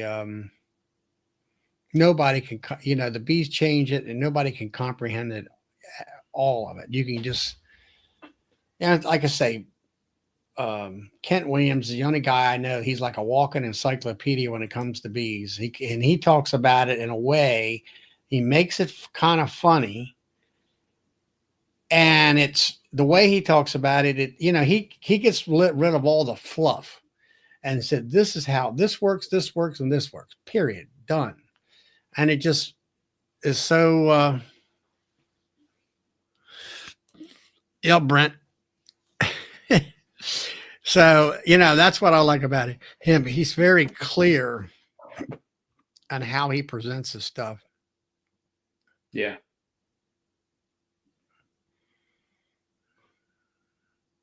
And all that kind of thing. And let's see whether we got any radar here.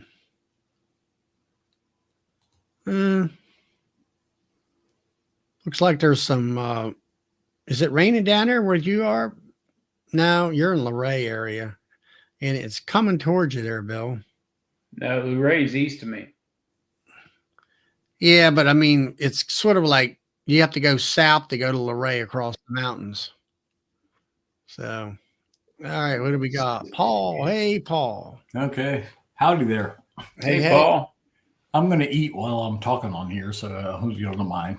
I don't mind. I do it all the time. Yeah.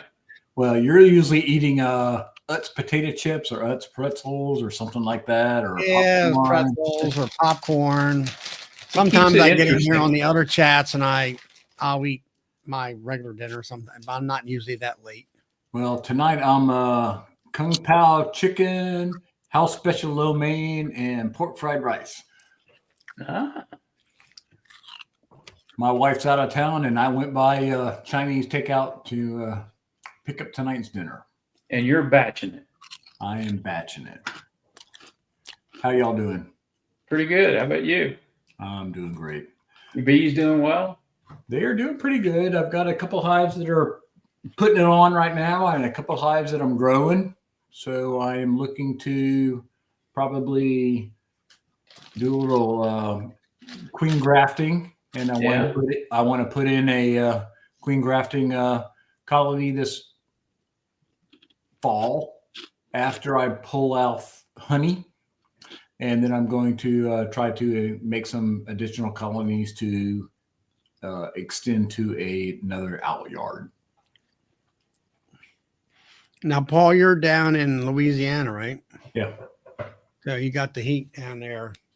We got the heat. We got the small hive beetles, which are a problem right now. So I'm trying to put some, I just got a couple of the beetle jails. I've got a couple of the ones that you put a little bit of mineral oil or whatever in, and I usually put diatomaceous earth in them that you put in the hives to try to combat that. What about putting some Grub-X down on the ground?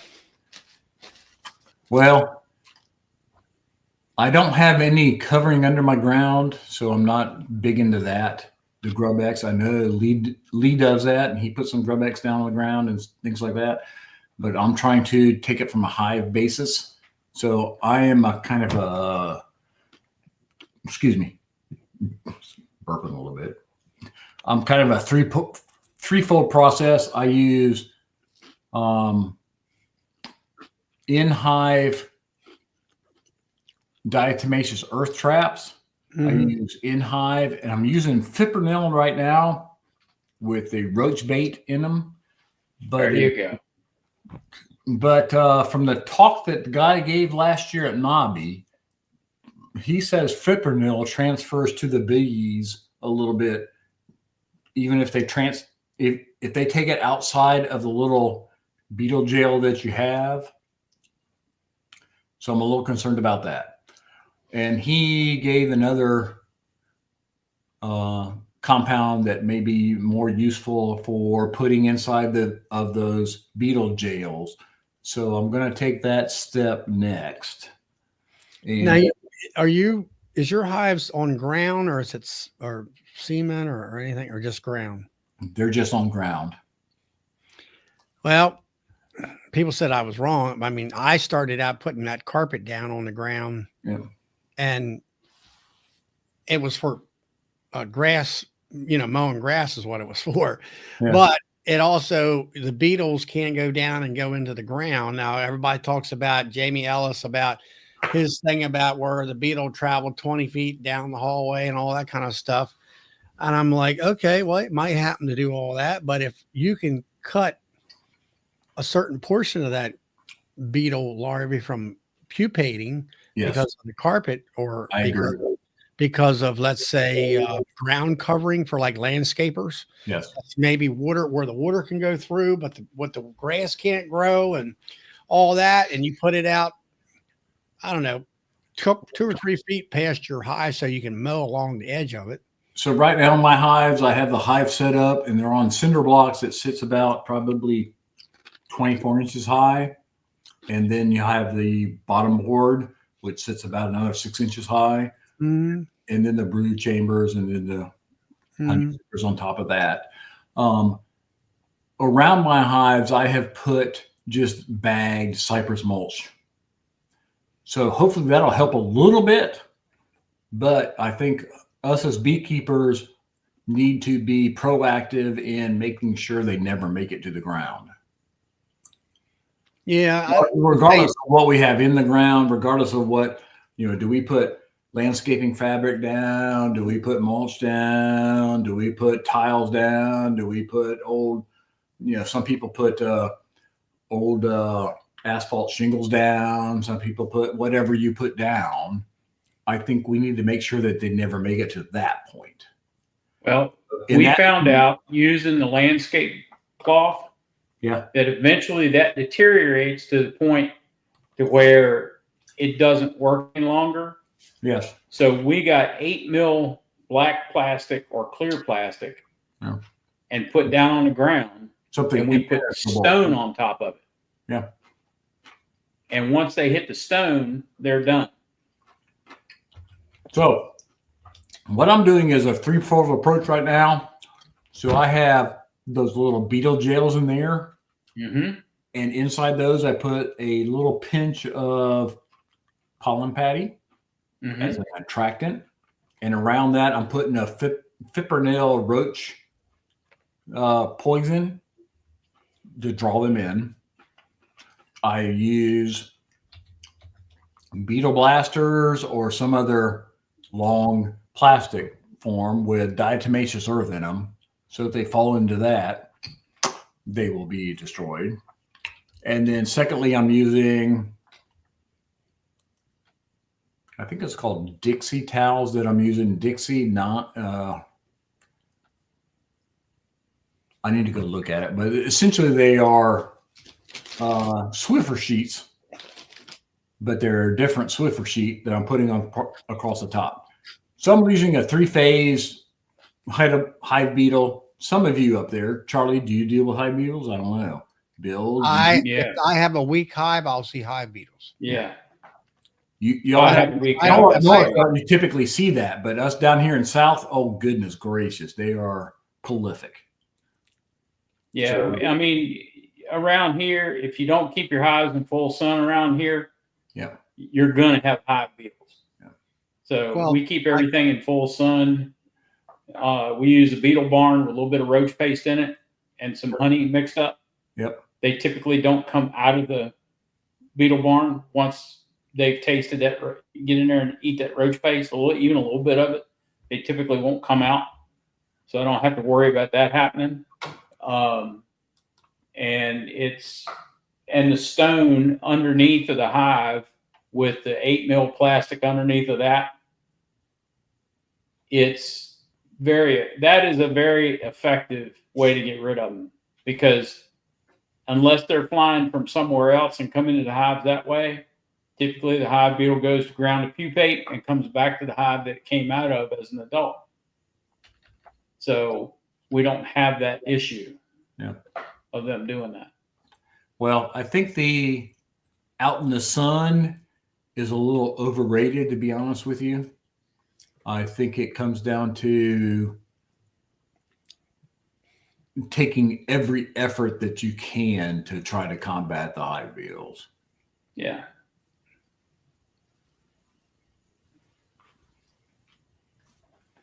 It's not so much just where you hive placement or whatever, but it has to do with, like I said, I'm taking a threefold approach right now with chemical, other, and the Swiffer sheets to try to take care of combating them.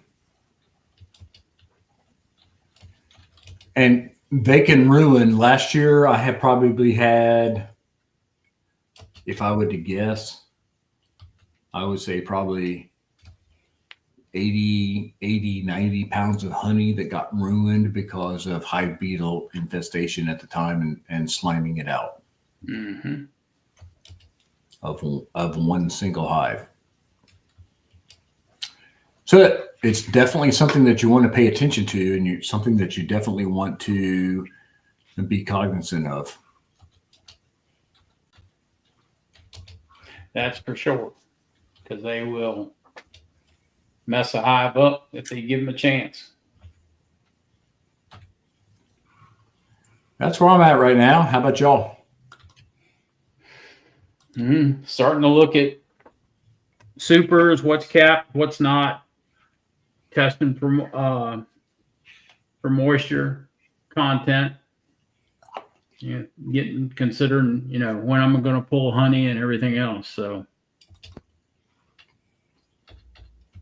that's where I'm at. I'm getting ready to drop some more cells for queens.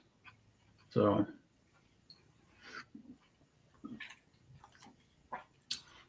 like I said, I'm looking to expand a little bit, try to open a out yard this year. So I have probably four production hives this year and another 5 that are growing. And then I'm looking to probably double that capacity next year. I'm going to talk to a guy next week about putting 10 or 12 hives on a pipeline right away, not too far from my house. all right. It's not a bad place to put them, because don't they usually plant wildflowers and everything on those pipelines when they go back and regrade them? Well, usually they try to just mow them, and I need to get out of the right of way where they're going to mow in order to maintain a place where they can get around them.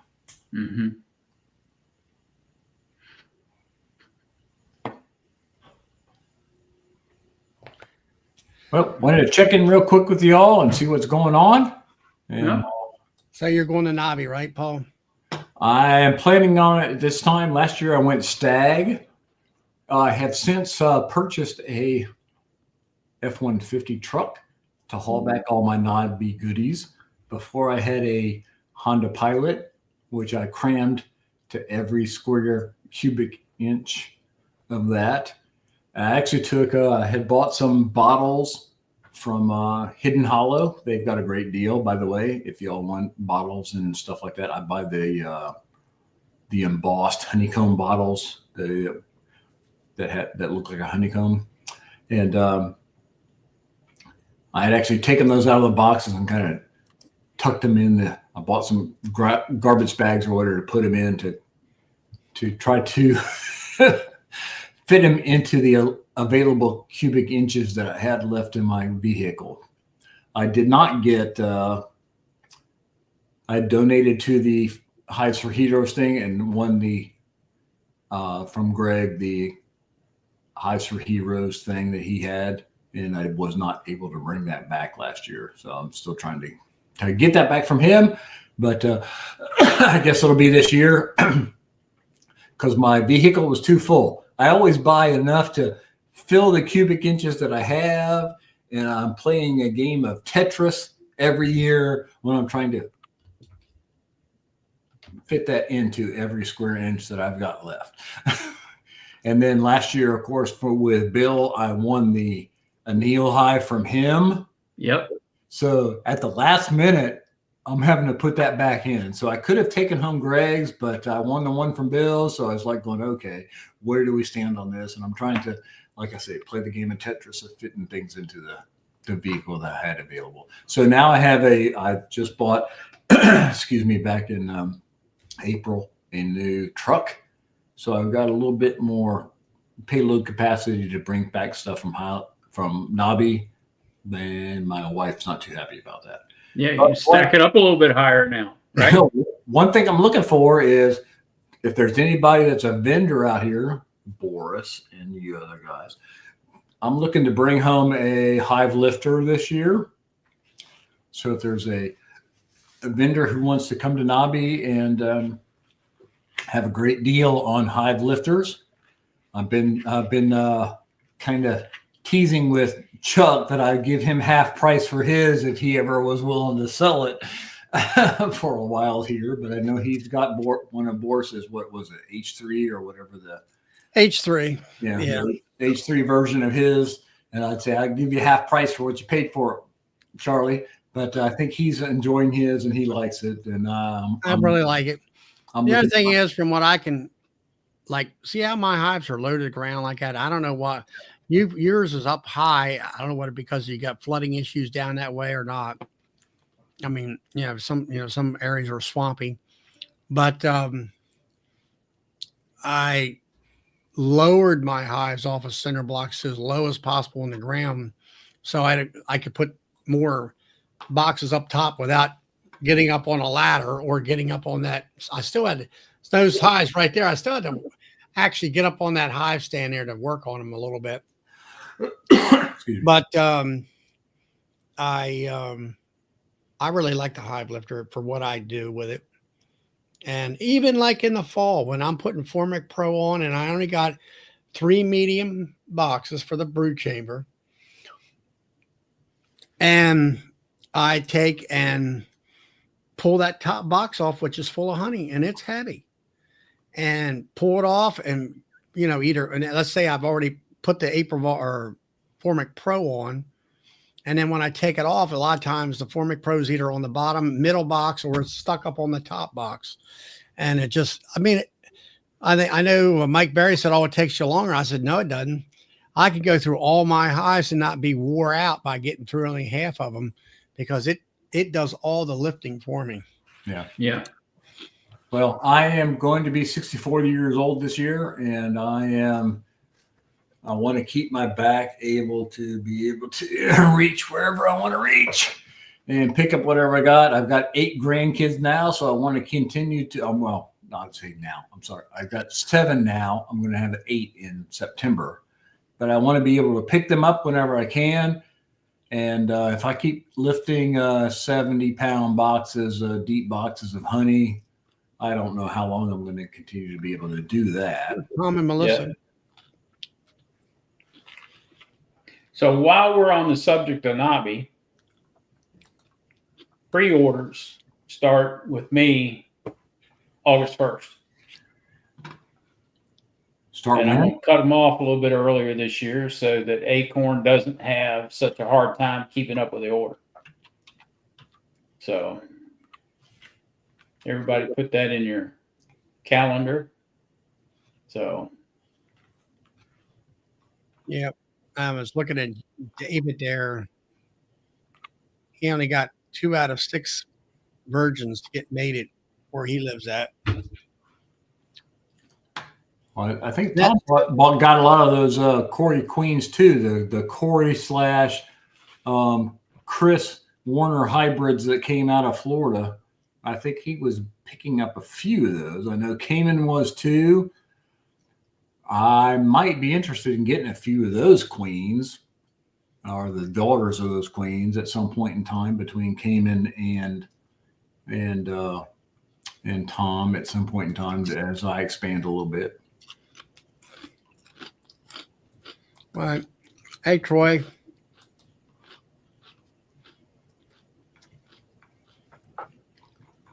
So, Troy, are you introducing virgins or are you going to get mated queens? I mean, I know you've been grafting yourself too. You've been using the nuke. I've been watching your videos. You put up a nuke cell builder for yourself. And all. Tom, why don't you come on in here? Yeah. Yeah, I've been wanting you to come on anyway. You do good videos. I'm trying to juggle between the StreamYard side and the YouTube side here. It's a little delay between the two. Yeah. That's in case Charlie says something he's not supposed to say.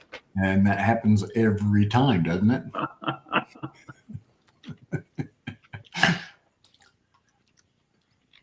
And all that. That's why I got this one screen where I got YouTube off to the left. I can write over there better than I can do it on the other part.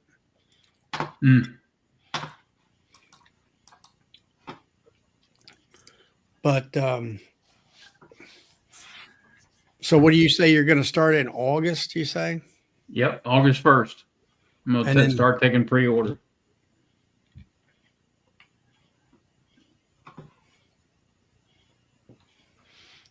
Yeah, And Roy I don't know that I'm going to ship anything prior to Nabi. I haven't decided on that part yet. ship what to Knob? Ship orders prior to from Nabi. the store, you mean? Yeah. Because that caused a lot of confusion last year. So Tom, he's going to do more acorn. Yep. Thank you, Tom. I appreciate it.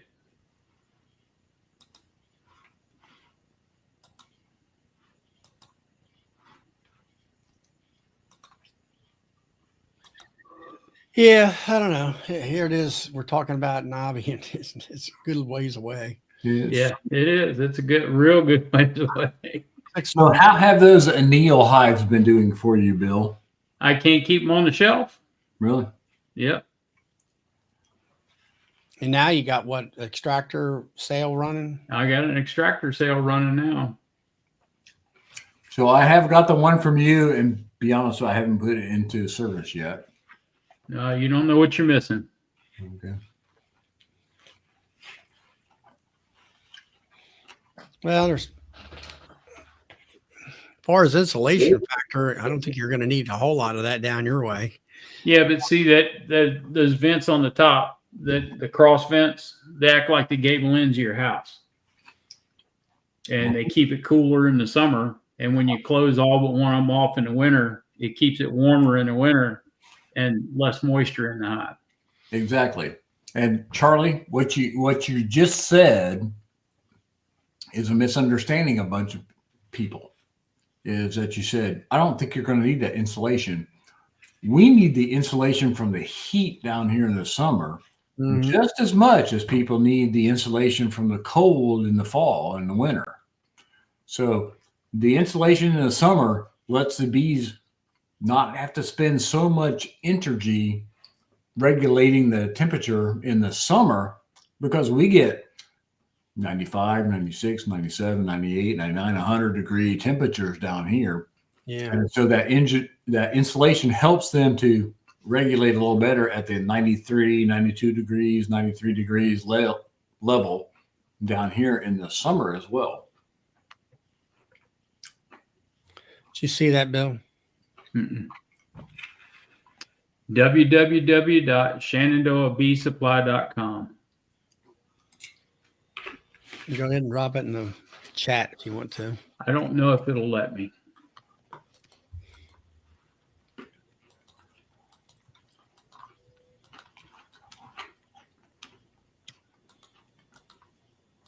I'll try it. Nope, it's not going to let me do it. Let me see if I can do it a different way. All right, I got you.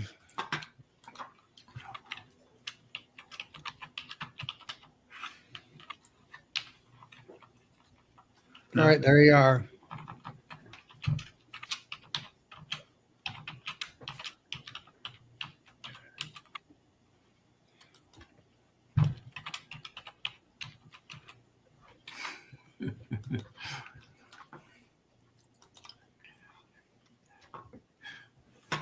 Yeah, the problem with Via is you never know whether you're getting Tom or Melissa on that site.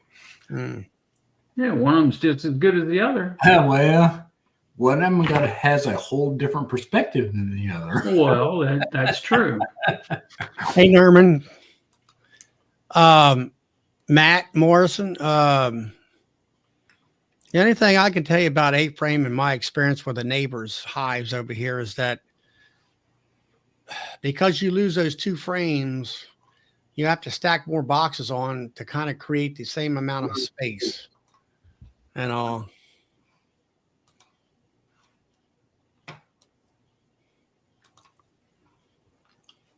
And Dinah says put insulation on top and you reduce the bearding and all.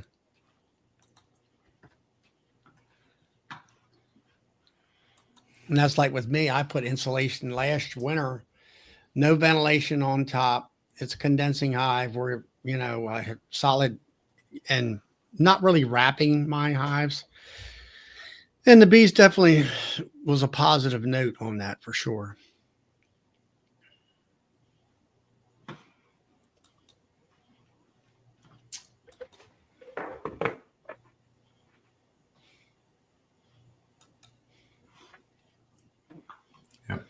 I find it kind of weird that you have quite a delay between the YouTube side and the StreamYard side. Yeah, it is. And that causes an issue sometimes when you're trying to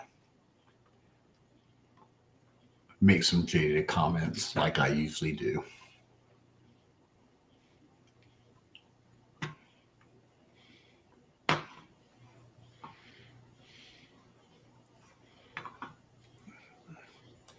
Darren's talking about Heshbeck and all. Got a lot of bearing. I mean, I really don't worry about that too much.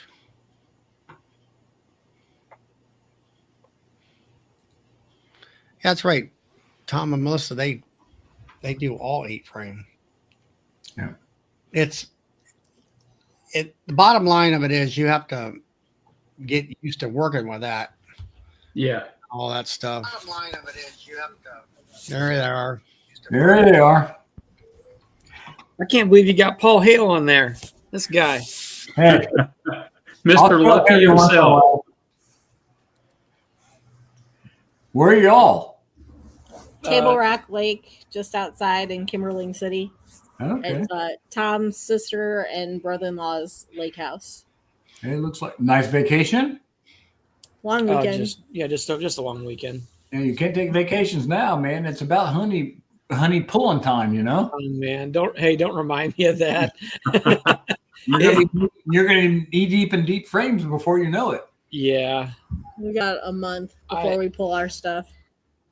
Let me ask you guys a question. Do you guys enjoy pulling and extracting honey?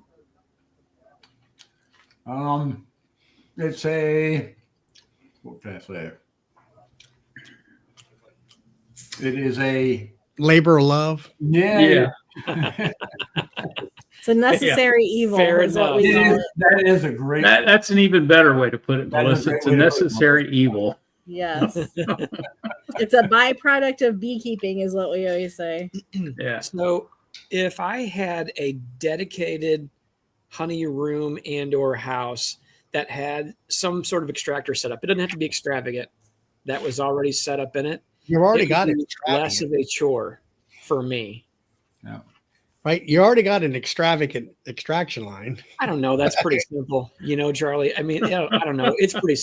I'm going to call it. It's a poor man's extraction line, is what it is. That's, Let me say it was nice last year though, compared to what we'd done before. Yeah, I mean, I watched. You got an automatic extractor. You had your what's it called? The tank. Clarifier. Clarifier. And then you had a pump. Mm-hmm. Well, let's see. You had the automatic, and then you had what? Two extractors. Yeah. Two extractors dumps into a clarifier, which has a pump, and then you're pumping it over into barrels and stuff. So that's pretty sophisticated compared to most folks. Well, I mean, but I will have to say that big of an outfit of equipment, having a honey house where you can permanently set it up. Mm-hmm. And then be able to wash it out and have a draining system, water drain system in the floor. That's the way to go when it comes to that kind of a thing. So when you have 100 hives that you have to bring in a short period of time, that's a little different than me that have, 8 hives that I've got to bring in. Yeah, well, you've got 150, Melissa, Tom. I mean, I mean, regardless what it is, though, Paul, it's still a chore, It is. If the cleaning everything up, sanitizing equipment, setting it up, going through the process, doing it, and then going back and cleaning it up. I mean, the whole thing is a process. It's a week-long process, to be quite honest. Yeah. Well, every year at harvest time, I'm like going, do I really want to go to 30 hives? No. So that's funny you say that, Paul. Last year when we harvested, it was ungodly humid and extremely hot. One of the first times in my life that I actually almost passed out there. And if somebody would have walked up to me with cash and said, I'll buy every honey super you have full of honey, I would have made him a deal on everything. And I would have said, I'll rebuild all my comb supers next year. Oh man, it was rough. I'll show it to you right here, right now. If you just take it off my property, Yeah, so pretty much. It was so hot last year so usually what our process is, Tom and one of our boys will be pulling supers, and I'll kind of be coming behind them doing mite checks and putting Apiguard on. It was so hot. We're like, we're not even going to check for mites. We're not going to do Apiguard. We're just going to pull supers and get out of here. Yeah, so I was talking to Bruce the other night about honey moisture. And he doesn't really test. But last year I tested, and my problem was I had a bunch of stuff that was like 18-ish. I was like going, 17 and a half-ish. And I was like going, and I was like going, where do I need to be with this kind of stuff? Yeah. So I always test every box, every hive, or whatever comes in, because I need to try to blend it at least to bring it down. Sure. And I know when you've got that many hives bringing in at one period of time, you're a little more cognizant about what the moisture level is if you wait. And even if stuff's like my stuff last year was all already capped. Mm-hmm. Yeah. And when I brought it in and tested it, it was like 17.6, 17.8. And I was like, the weather, when you pull your honey, the weather and the humidity, the day that you pull it makes a huge difference too. Because it wasn't last year, it was the year before when we were pulling honey. Everybody was saying how dry their honey was. And like in the 15s and 16s, super dry honey. We pulled our honey, the week we pulled our honey, it was overcast and it was drizzly, I think. I don't remember. And we got home and we started extracting a little bit, and then we tested it, and we were like over at 19 in some of it. Yeah. And so like, okay, stop what we're doing. And we actually ended up because we do everything in our garage. Yeah. We take everything out of the garage, sanitize everything, bring just the honey equipment back in and extract. And so we actually closed up the garage, put 2 dehumidifiers in there and like 3 or 4 fans, and ran it for like 3 or 4 days until we could get that moisture content back down. Yeah, I understand. Because like everybody that was pulling the week before, their honey was super dry. We pulled it the following week when there was a little bit of rain and stuff, and our moisture was, over 19. My problem is May's usually pretty dry here in Louisiana. June's usually rain. and I usually pull in July to extract. And the problem is you just had 2, 3, 4 weeks of rainy weather and high humidity weather. So what I've been doing is I've been pulling those deeps, pulling them into my kitchen here, putting a fan on top, blowing through them, and leaving them here for a couple of days before I actually do the extraction. I don't have a dehumidification room, but I do have a nice air conditioner in the house that pulls it out a little bit, and then pull after that. Definitely. Yeah. So we were doing that. Actually, we would bring the supers inside and put them in the basement in the room that is now our bottling room. But we just got too many supers to keep them in the basement anymore in that little room. Yeah. So that's why we moved to the garage. Well, y'all have been expanding and buying fancier and fancier equipment all the time, just like Cayman and all. I mean, y'all have got a nice uncapping tank now. Y'all have a nice bottling tank now. Y'all have, I think are y'all using an automatic filler as well? We have that that bottle filler from John, but I only use that for our creamed honey. Okay. Yeah. So we'd still do everything out of the no drip, the one drip valves. Yeah. It's a one drip valve from Maxant. Maxant makes some good stuff. Just pricey. They're a little pricier than some of the other ones, and that's fine. I do like those bottling tanks. So those bottling tanks are nice. Bottling tanks are good. I don't like their pumps, honestly. Their pumps are too complicated, and I think there's too many moving parts, and they're too expensive. I understand that John's is some overseas built equipment, but it's much more cost effective though too. Yep, I understand.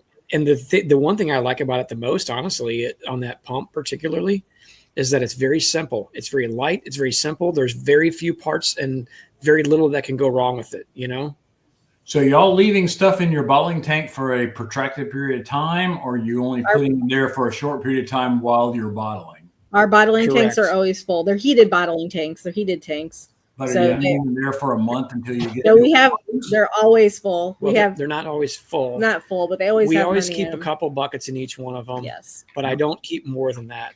But let's see, we have one of them is the 16 gallon, which is the smallest one. And then the next one up from that, I think is 24 or 25 gallon. I don't remember now. We have two of those. So it's light extracted, dark extracted. And then the bourbon barrel aged is in the third one. So how long did you leave it in there until you actually bottle it?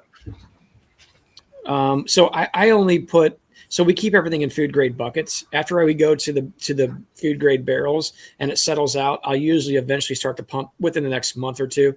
I'll pump everything back over into 5 gallon buckets, and I'll pump them up to 60 pounds because we'll sell buckets as well, 60-pound buckets.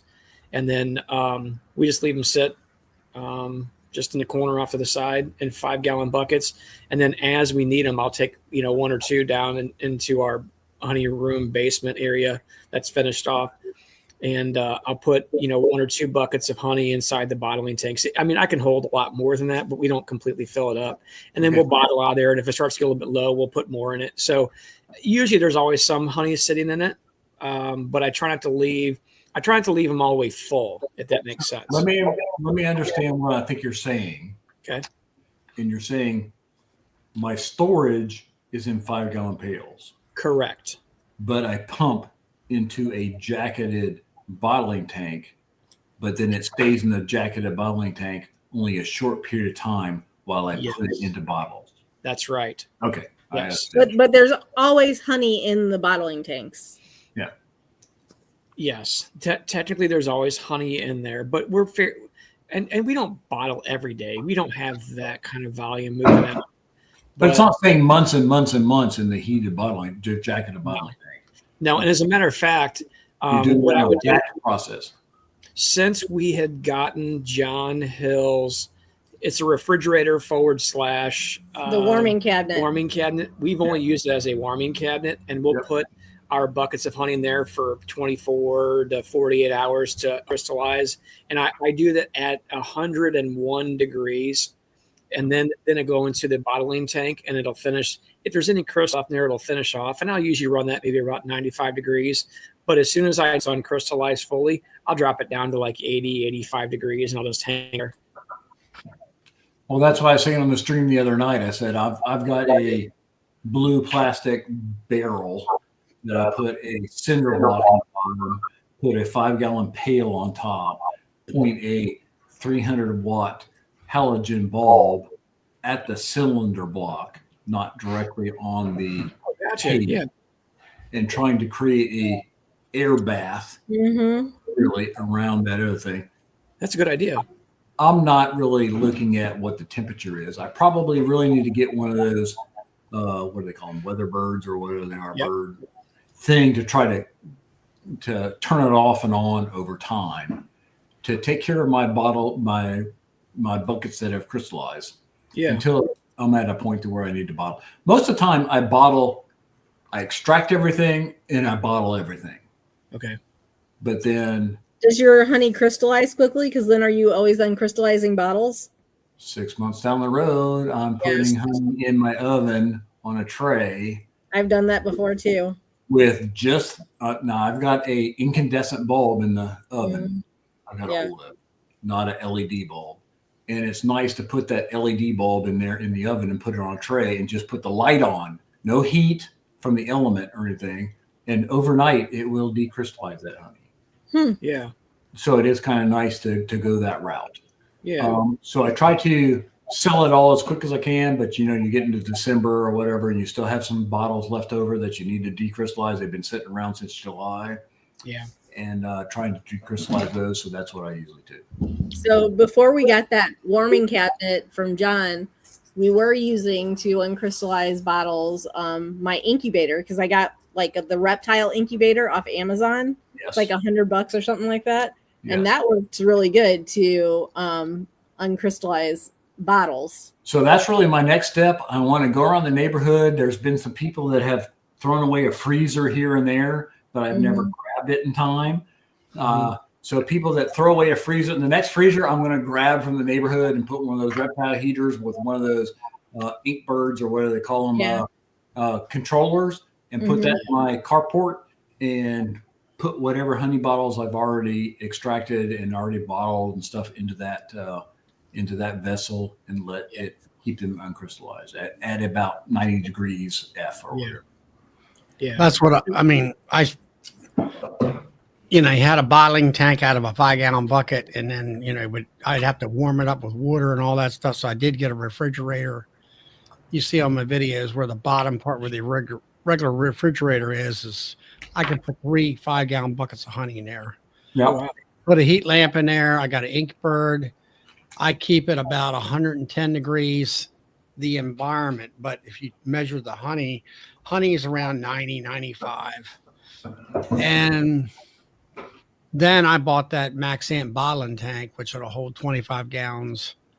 And that's my, instead of keeping it from crystallizing, I load it up with 25 gallons of stuff, but I'm bottling at least once a week, twice a week. Okay. Yeah. I mean, I'm talking 18 pounds, 20 pounds. Sure. A session, it takes me 10 minutes. Yeah, it's not a big But deal, the right? thing of it is, I keep it like Tom says, around 85 to about 92 degrees, somewhere in that. That's what the thermostat is set. You can watch the degree mark going up on the thermometer, along with you adjusting the button on the submergent heater, and keeps it just right. Pours good. And you can bottle easy. One thing I've noticed is if you get honey too hot, it's like water. And when it goes into your bottle, it cavitates and it creates more air bubbles in that jar. Where if it's on a thicker side, where it's down around, let's say 90 degrees, it pours out a good flow, but it's thicker and you don't have the air. Yeah, I agree with that. I've noticed the same thing too, Charlie. I wonder if it has to do with potentially because the liquid honey is very warm at that point, or if you had it that warm, and you're pouring into a somewhat cool bottle, if it traps air against the wall, is kind of what it's doing. Like you said, it keeps a little bit light little air bubbles. They'll eventually work their way up, but it will. Yeah, if you watch it, if you're you got the honey in the bottom of the bottle, and you got that stream penetrating that flow. It Yeah. seemed like to me it's whipping it. Yes. It's kind of a cavitation motion like that with that stream hitting it. You're absolutely right. As opposed to if it's a little bit thicker, it'll fall in there and kind of stack up. It'll kind of stack up and then It kind of flattens out. It flattens out and all that. And you don't have the air problems. Sure. And stuff like that. So I like my bottling tank, the Max Ant, because it's more of a storage facility for large volume, and it keeps it from being crystallized. Yeah. I keep everything in buckets. I do take 3 buckets down to the hot box, and what I like to do is I like the honey to be warm enough to where it pours like liquid. And then for safety, food safety sake, I made 2 hard maple sticks that span across that Max Ant bottling tank. And then I put my bucket strainer, take out the coarse part, and I pour that honey through that bucket straight, and it'll go right through for the most part. You have to pour it, fill it, let it, but it drips quickly. Yeah. And I've saved myself. I found a piece of wood. I don't know whether it was off of a frame or it fell off of me, but that strainer caught that. And if you have a couple, let's say there's some ants or you'll get I don't know how it is, but you'll get a bee, and it'll fly into the bucket and it'll be in the honey. It might've been submerged because you didn't see it. And it'll capture any of that kind of stuff that, even though my buckets have been filtered to begin with, any so contaminants, I don't have to worry about and stuff. So yeah, for sure. That's my process. So if I was going to be critical of the Max Ant bottling tanks that we have, there's a couple things that I don't like. One of them is the lid. I don't care for that. I wish it was a formed lid that went over and covered around the outside edge. I agree with you there. That's being very picky and very trivial, because honestly, but wouldn't make any difference with it. But I would like it on there. I know, it can slide. It can slide either way. Yes, I know. I just wish they would make it'd be a little bit heavier quality or a little more form fitting. So that's my first, which is very trivial. But the second one that I have, I would like that, and rather than having the thermostat knob, which I like that it's simple, but rather than having the manual thermostat knob with all the hash marks on it, so you're guesstimating what temperature you're setting at and then adjusting from there, I wish it had a digital controller, a readout that you could dial into the point whatever degrees. I agree with you all there. The other thing is the glass.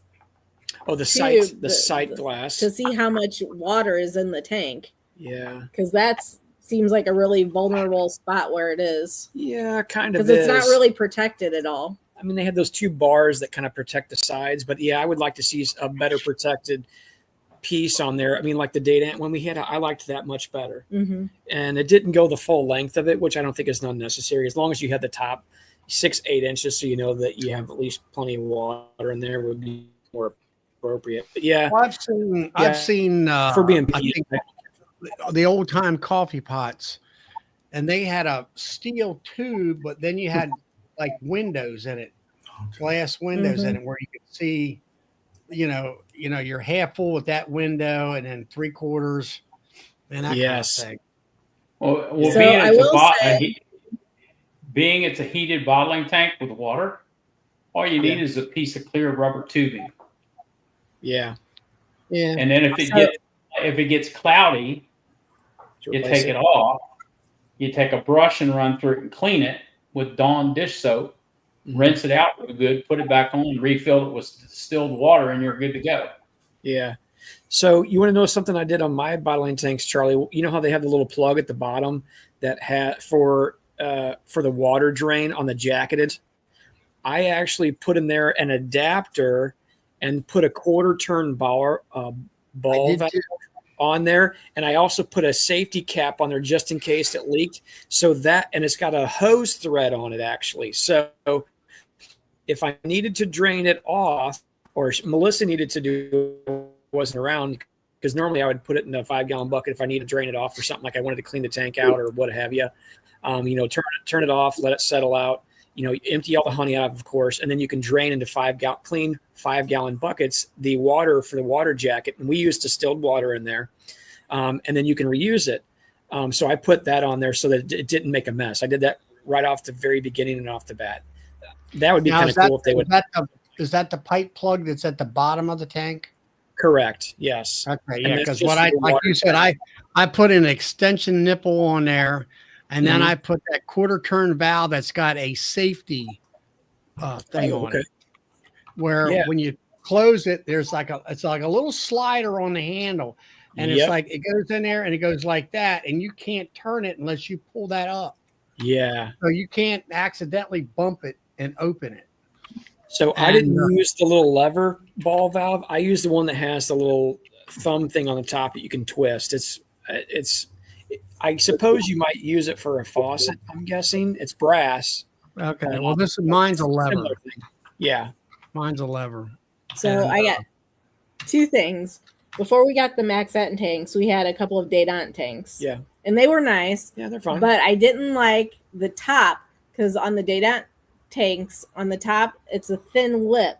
On the inside. On the inside, yeah. And so when you have those pail rest things like that you can set your buckets on, it doesn't sit on it, and the pails want to tip over. Yeah. And so that was kind of a pain. Where the Max Ant, the top is what, an inch and a half thick? I would say maybe an inch and a half. So those pail rest fit on there really well. They don't tip over or anything. Yeah, one of them came with the unit, and then I bought one at Nobby this year for I think $20. Usually they're like $35. Yeah. And I bought one of them so I can drain 2 buckets at the same time. Now, I've got several of those pail rests, but I only use it to go through one filtering process to the other. Okay. And I do not actually have a jacketed bottling tank. So what I do is I just leave everything in the 5-gallon buckets sitting around until I'm ready to put it in. And then last year I bought one of the Vivor. I didn't buy it from John.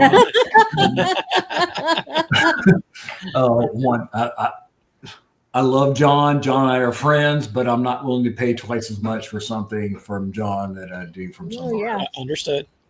So that's where I am with that. And I bought one of those Vivor loaders, and I used it for the first time last year. And that's nice to pull a 5-gallon bucket and drop a 2. Hey, Jeremy.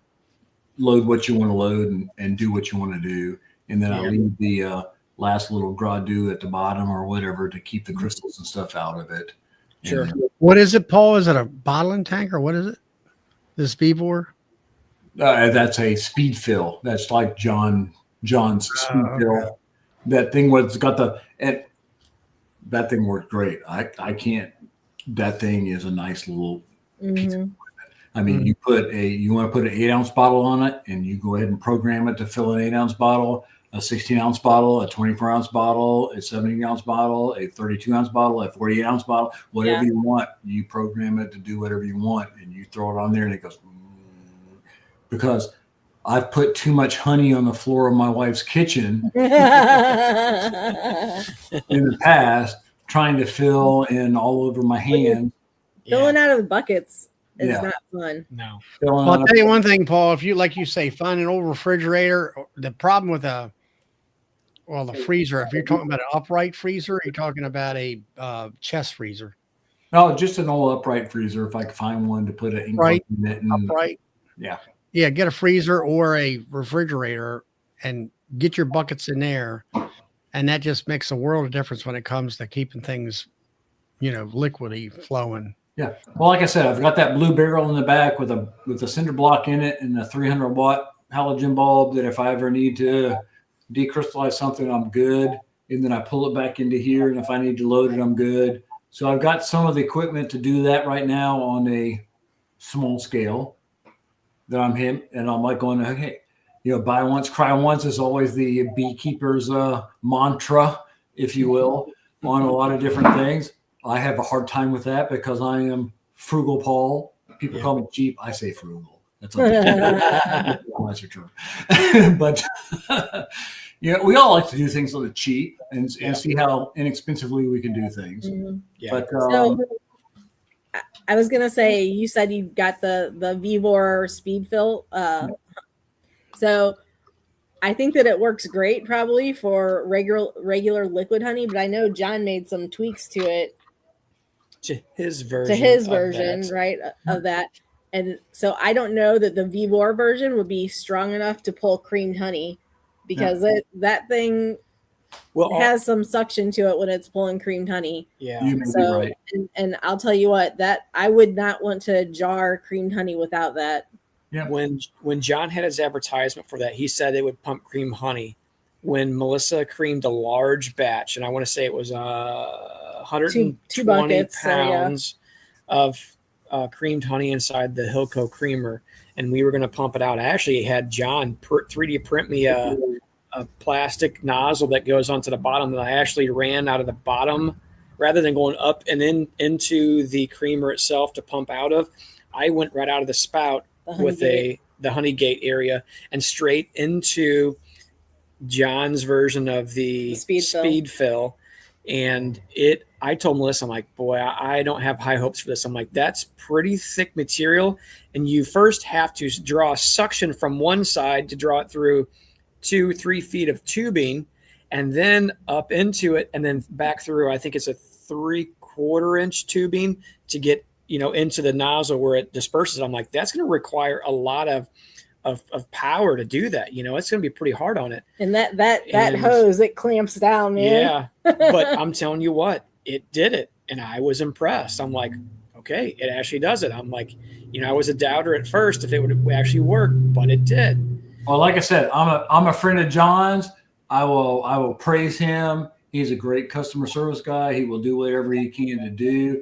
I mean, he and I at the first Hive Life conference, we were sitting there eating dinner in a Waffle House when everything else was frozen up and closed down that day. And I still buy stuff from John. He's great, but I'm not willing to give him 2 times the value of something. Well, if it's working for your liquid and it's working for me because I'm just fine. using liquid honey. I'm not doing cream honey. I'm just using liquid. And I'll buy again from him next year. Don't get me wrong. I buy a lot of stuff from him every year. And I say a lot. I'm a little guy. Yeah. It's a lot to me. It's probably not. Yeah, no, absolutely. Everybody is where they are, right? They have to buy the equipment that makes sense for their operation. Yeah. I like supporting guys like John left and right, and I will continue to do so every chance I get. Yeah. I wanted to say, I don't know who mentioned it up in the comments before, but that they got the Simple Harmony Farms uncapper. Yep. And that's what we started with. Yeah. And it was a great little piece of equipment. Like, we really liked it, but man, it clogs up your filters because it makes so many little cappings. That was probably the worst thing about it. That's a comment I just made, and I said, hey, it was JW that said that comment that he said he was using. I said, well, JW, doesn't that put a lot of little chunks of wax or whatever into your stuff that you end up clogging up your filters and stuff like that? So what we would do is we would have like 3 or 4 buckets with the bucket fillers, bucket strainers on it, and be like just doing musical buckets. Once this one gets clogged up, we'll just throw another bucket up there and kind of scrape that off until that one gets, so we had like 3 or 4 buckets just rotating about. Yeah. So that was kind of one of when we started getting so many supers that we had to do, we're like, we need to figure something else out because this is just taking too much time. Yeah. So I'm slicing most of my stuff off with I finally found a 15-inch nice Japanese steel knife that I use to actually slice off all my combs, and it goes into a oh crap, that just went whew. I've got a uncapping tank from oh my goodness, I'm having a brain fart here, sorry. Who's the people that make the Hive Butler? Thank you. Oh yeah, Hive Butler uncapping tank, which I gotta praise them too. They do a great job with that little Hive Butler. That's what I have. So the small person that is up to probably 30 or 40 hives can use that greatly. If I was as big as y'all, Tom and Melissa, I would probably have a nice Maxent, 40 quart, whatever it is, or 40 gallon, whatever it is, uncapping tank. But the little Hive Butler one that I've got works great. Information. Yeah. Hey, Charlie, if I send you a picture, can you share it? Mm-hmm. Okay. We want to send it through Facebook Messenger. Is that okay? I think. Would you rather send it through a text message or a Facebook Messenger? Messenger, I guess. Sorry, go ahead, Paul. So I'm going through that, and then I've got one of John's Hilco extractors before they came out with the current version that they have. It's actually a basket one that does 8 deep frames, and I run all deeps. So It works great. I'd like it to run 9 because a lot of times I do 9 frame spacing, so it would do 1 box at a time. But that's, I guess, an upgrade for later. But it runs 8 frames at a pop, and it does really well. So I can't complain, and it satisfies me for my small little operation that I have. Yeah. I have to say that any piece of equipment that we've bought that we've outgrown, we've never lost money on. It's usually sold for about what we paid for it, so if, purchase what you can afford, right? That's going to work for your operation. And if you outgrow it, throw it on Marketplace or one of the bee forums in your area. Somebody will buy it, and it'll be sold for pretty darn near close to what you bought it for, Well, I've always been the person that's done a little more stretch than usual. My wife's got a job. She's retired. She's on a pension. I steal some of her money every once in a while and use for this. We're not hurting too badly, but I always take that. And so last year I bought 17 new premier boxes with double wax foundation and everything for my next expansion. And I'm looking to go to a new out yard this year. And according to my ordinances, we're in the parish that I'm in right now, parish of county / here in Louisiana. I can only have so many hives in my backyard, and I'm exceeding that right now. Right. Melissa, you sent a picture of your uncapping tank? Yeah. All right, here we go. So this is the setup that we used when we were using that Simple Harmony Farms uncapper. So this tank right here is something that we purchased off of Marketplace. It was from a medical supply company. Yeah. Pharmaceutical company, yeah. And so we have a friend who is a welder. He's a fabricator. Thank you, fabricator. And so Tom had him put a bar in between so that we could mount that Simple Harmony Farms uncapper. And then also he had another bar set on the other side so it would hold we use medium frames in our supers. So we would send them through the uncapper and then set them in the tank. And then there's a hole in the bottom of that tank in the middle. And we would keep a bus tub bucket underneath there. So all the honey would drain into these bus tubs that drips out of the frames as they're sitting there waiting. You can see Tom's bottom on the corner there. He's loading these frames into the extractor over there. So this is what we used before we got the automatic uncapper that we purchased last year at Nobby. 2 years ago. 2 years ago. And, well, no, it was last year, but 2 Nobbies ago. Oh, yeah. The first Nobby. Yeah, so it worked well. We just mounted it inside of that tank set up right there. And it wasn't hard on your arms. It was actually fairly easy to use. It does help if you have the combs grown out or built out a little bit wider. Yeah, it's about working off of a counter height, I guess, basically. So it worked very well for us for I don't know, however many years. 3 years, 3 or 4 years. Probably yeah, 4 years. So It looks like a nice setup. Does that have a drain out of that tank too? it does on the very bottom. On the yes. very bottom, there's a hole in that tank, and like I said, we would just put a bus tub under the hole, and as soon as that bus tub filled up, we would swap it out with another one. Yeah. Yep. Yeah. So we just repurposed that tank that was there. It was a very heavy duty stainless steel tank. I mean, you could have parked a VW bus on top of it. It was that heavy duty. And I sent it off to my buddy, and I told him what my ideas were and told him what I wanted. He fabricated this stuff out of stainless. You had him put wheels on the bottom, or did it already have wheels? Wheels Were already on it. Okay. So, I mean, it actually worked for operation very well. The only thing I did not like about the Simple Harmony Farms Uncapper is the fact that it'll pierce the cappings. It slices the cappings. It doesn't remove the cappings. So when you go to sling it out inside your extractor, there are some of those cappings that'll sling off in there. So now you have more small pieces of the cappings that you're trying to strain through a strainer. And that is like watching paint dry. It is. Yeah. You're spreading a lot of fine wax. Yes, that is correct. But what I found is even using my uncapper from Hive Butler and I'm trying to run 9 frames. So they are a little fat frames, so I'm trying to run fat frames in there. But then when you go to slice that down along the wood of that, you are slicing quite a thick layer of wax down into that Hive Butler uncapper, and it takes a long time for it to drain. You're throwing a lot of honey down into that. So I'm looking for something that doesn't do. I'm trying sometimes to, if you will, the best word to use is fillet the tops off instead of get yourself a hive, cutting it all the way to the wood. Mm-hmm. If you cut it all the way to the wood, you're taking sometimes a quarter up to a half an inch of comb and dropping it into that. Then use a hive plane like I do. Is that what you're doing? Yeah, I have I bought a guy out. It happened to be a Max Ant hive plane. Is that steam generated or something, Charlie? It's just a heated blade. Mm-hmm. Yep.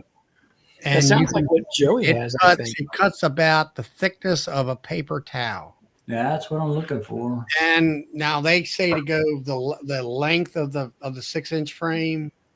I set that frame up on the Hive Butler on its end. Hey, Joey. And I pull it across 4 or 5 times.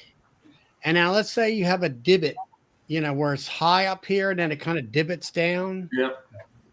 You adjust the cutting, I won't say depth, but pitch by the handle, and it will follow the curvature of the face of that frame of that wax. So if it's in a low spot here, you can go across the low spot, come up the hill and cross the top of it where it's maybe thicker. But you're still only cutting. You can set the blade thickness on how much it's going to cut. Does it have one of those metal planes on it?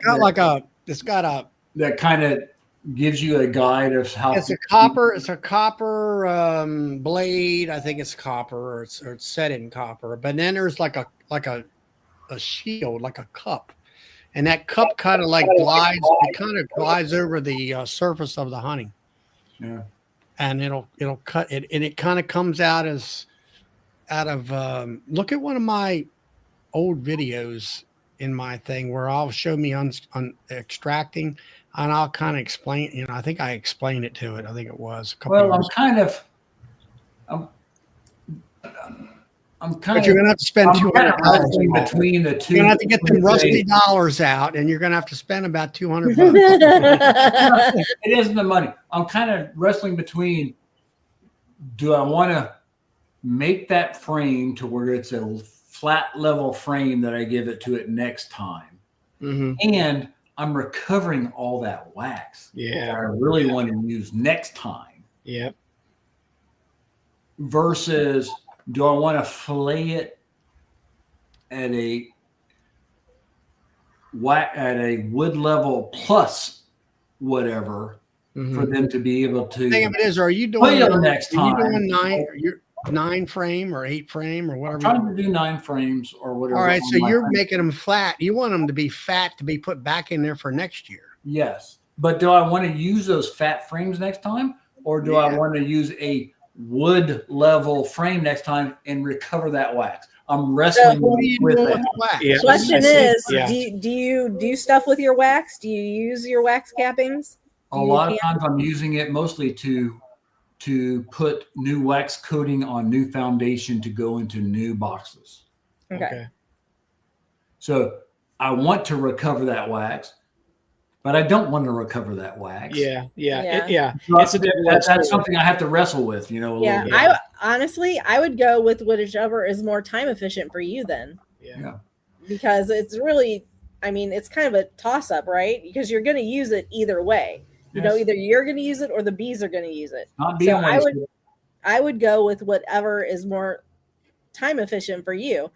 So what's easiest? Slice right down that wood frame. There you go. That's what I would do then. But then it takes 2 weeks afterwards to drain all that crap out into the box or at the bottom to actually So- honey, clean up the honey, clean up Here's the that thing. wax. How much are you getting? How much honey are you getting by waiting that 2 weeks and letting it drain? You'll get 20 some pounds or more. I get quite a bit. I mean, at the bottom of that, I'm getting probably 2 inches plus 3 inches down at the bottom of that. Yeah, Hive Butler extracting. Yeah. tank. So when I got the same thing. You get it in there that deep, it's 30, 40 pounds. Okay, but how long, the majority of that, how long does it take to drain out? Maybe a couple days, a day or two? Okay. Too long. It takes a long time, but at the same time, I'm recovering that wax, and I really want that wax too. Right. Yeah. So I'm trying to weigh that. So here's the reason I'm asking. So we have that uncapper now, right? So all of our wax cappings are in that tank with the uncapper. So what we did last year is I have 500 million bus tubs. You do? Yeah, 500 million. Sell some of them. We don't need that many. Anyway, so what I did was I would get these bus tubs and we left it in the uncapping tank to drain, a night or two maybe? Oh, it was at least a couple days, maybe even a few days. I wasn't even in any hurry to get it out of there. Yeah. I put a cover over the whole thing and let it continue to drain out. I didn't care. So after a couple days, I took those cappings out and filled these bus tubs with maybe, I don't know, 3 or 4 inches of cappings. And I took them in our backyard where we have maybe like 10 hives in our backyard, something like that. And I would set them up around our tree rings in the backyard. So they weren't getting super hot because they were shaded. And I would let the bees come and clean all those cappings up. And then after a couple days, I would come out and I would take off like the top couple inches of capping so they were completely dry. And then the bees would come clean up the next couple inches. And I did that for like a week. I agree. Because it wasn't worth my time to sit there and wait for it to drain anymore. But at the same time, I see DC's comment over here. And that's one thing I have to consider too. Yeah. Save the bees time. Yeah. So if I cut off all that stuff that they have spent pounds of honey building. Yeah. But how I don't know. You just have to weigh it. Yeah. It's really a toss up. In my mind, it is. It's Almost the same tank as yours. It's not like you're cutting it all the way down to the foundation. It's I'm saving not like it. I'm doing something with it. It's not like I'm throwing it away. Yeah. But what is the most proficient, economical way to utilize that resource from the bee's point of view, from my point of view, from the honey point of view, from the coating the frames point of view? Do I leave it on there because it costs more for the bees to make it? Do I go ahead and cut it off because it's easier for me to use to coat frame? I wrestle with that a little bit as well. Yeah. I don't know. I guess to me, it would be my own efficiency, because I feel like what it's going to cost the bees to make it, is that really going to be cost wise worth the time that I'm going to use to be more careful to cut it thinner? Okay, so I'm going to throw another little element in there that'll pertain to less people, but it still is valuable information. If anybody in this chat has aspirations to go to any type of an automatic uncapping machine, even if it's something like what we did or even a full line, the one thing that I would caution you with is, and I'm glad that we have all the same frames. I started with all of our liquid extracted honeys are all medium supers. And I have started with acorn frames and foundations. I like the white ones because I can see the nectar color very easily and much better. I don't let, to the best of my ability, the bees brood in any of those, so I can still see the semi-white colored wax year after year. Yes. So the thing that I would say is, if you have aspirations to go to any type of automatic, I would consider a style of frame that you like and stick with it. Mine of choice happens to be the Acorn, and I bought some of those from Bill here at Nobby this last year, and I'm probably getting ready to order some more here very shortly, if I can do that. And then also we'll be placing an order again, I'm sure, at Nobby this next year for the 2026 season. So again, that may not pertain to everybody, because everybody may not have aspirations to go there. But if you think that you do, don't mix and match a whole bunch of different styles of frames in there, because there are a little bit different size dimensions on some of the frames that could play a significant role when you adjust an automatic machine out for a frame size or style. And then you go throwing different frames. It could potentially, I didn't experience this, but I've heard other guys talk about it, potentially cause issues or jam or feed issues into an automatic style of machinery. Yeah. So what's your auto camper, Tom? the one that we have is a Lyson, which is made in Poland. Yep. I considered the Accent. no. So I you're- didn't consider the Maxant because Maxant's a chain uncapper, We didn't want and I that. did not want a chain uncapper. That's more shred than anything. Yeah. Yeah, I believe it is. That's my thought. I've never used one, but I have seen them.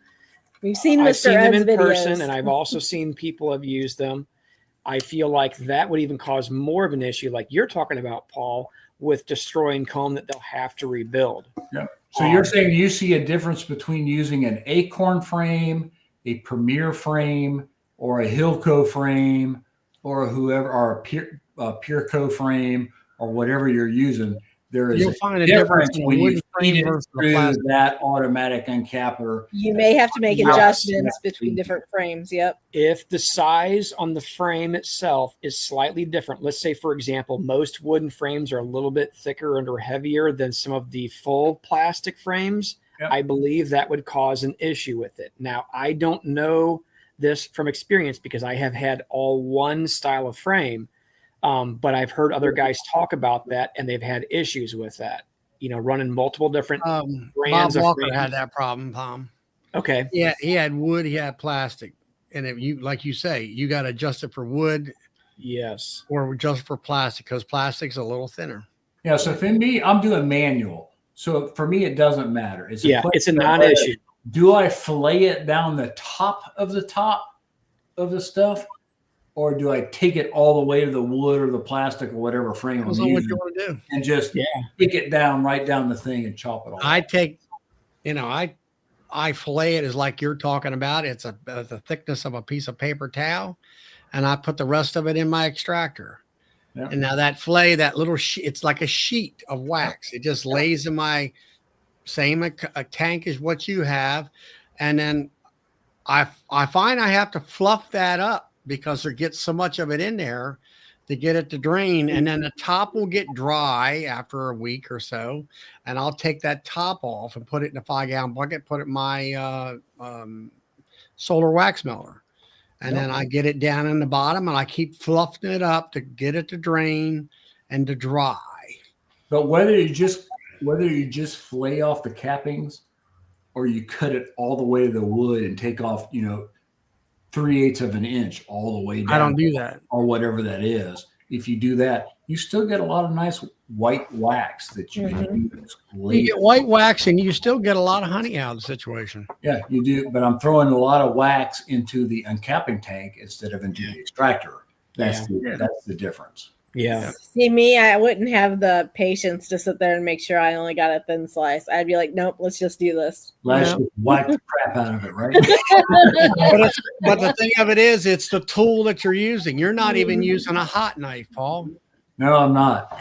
Hold You're on. using a darn saw like that, Yeah. I have to be honest. Since we started off with a Simple Harmony Farms and started using that, We've never used knives. I used one last year one time when we were doing the extract extraction. Well, didn't you sell a Max Amp plane here last year? I did actually, but that was I bought an entire storage locker unit of equipment and that was in there. So I dear Lord, help us. that was in there, and I sold off, I don't know, 70% of what I bought just to keep a few things out of it. That was a lot of equipment.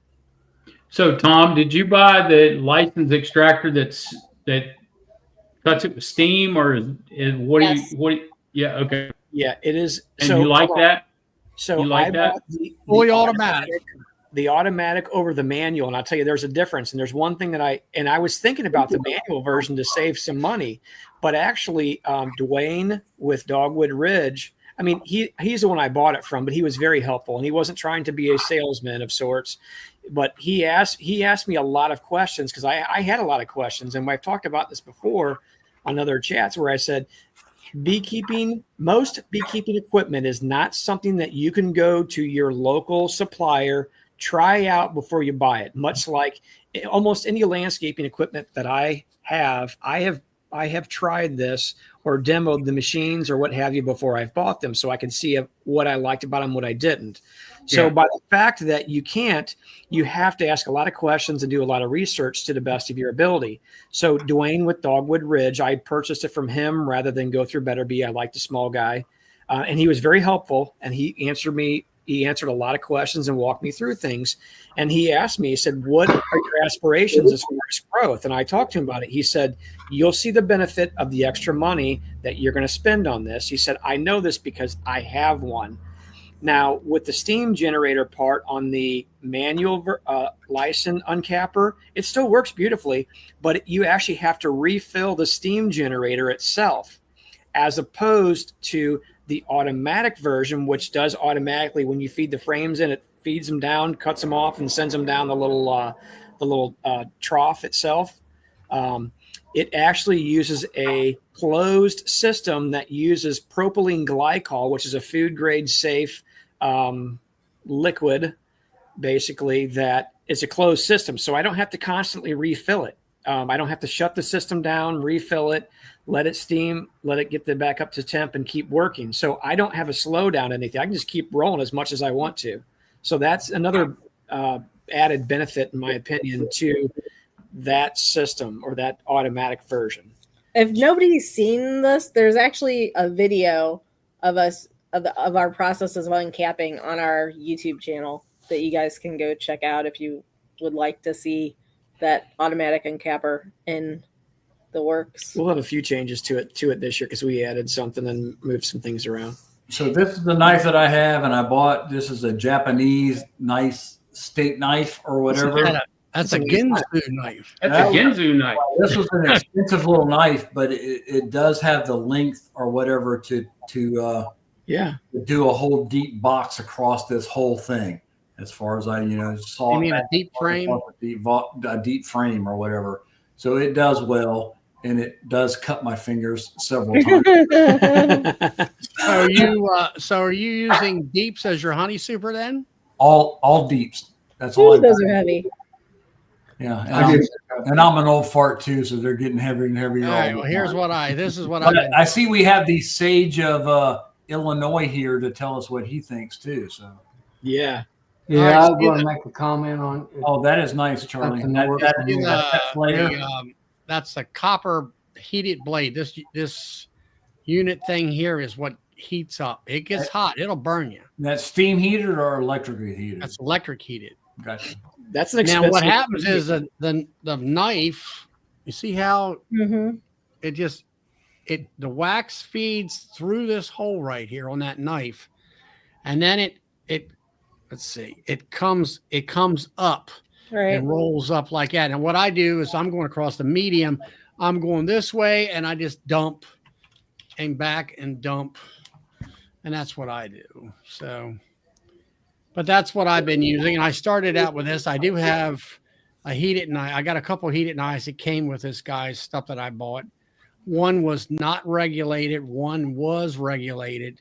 This is not regulated, but because of Doug up at in Canada, I've got a rheostat or whatever you want to call it for like using a router, and I can set the electric here so this thing doesn't overheat. You got to watch this thing. If you're going to let it sit down, it'll start to overheat, and then the honey caramelizes on that knife, and it's like you're using a dull knife. As soon as you clean all that up and get it nice and clean, then it slices across there like crazy. You know, it's not bad at all. So, well, guys, it's 11 o'clock here on the Eastern Coast, and I am going to go ahead and shut the chat down. We went over an hour. And so hope everybody, we had a great time. Everybody can stay in for a minute. Go ahead and shut down. We'll see you all next week, and we'll see you. Charlie, where do you get that? Where do you get that planer? Charlie, Jason is asking. So I got it from a guy I bought out, but it's a Max Amp planer.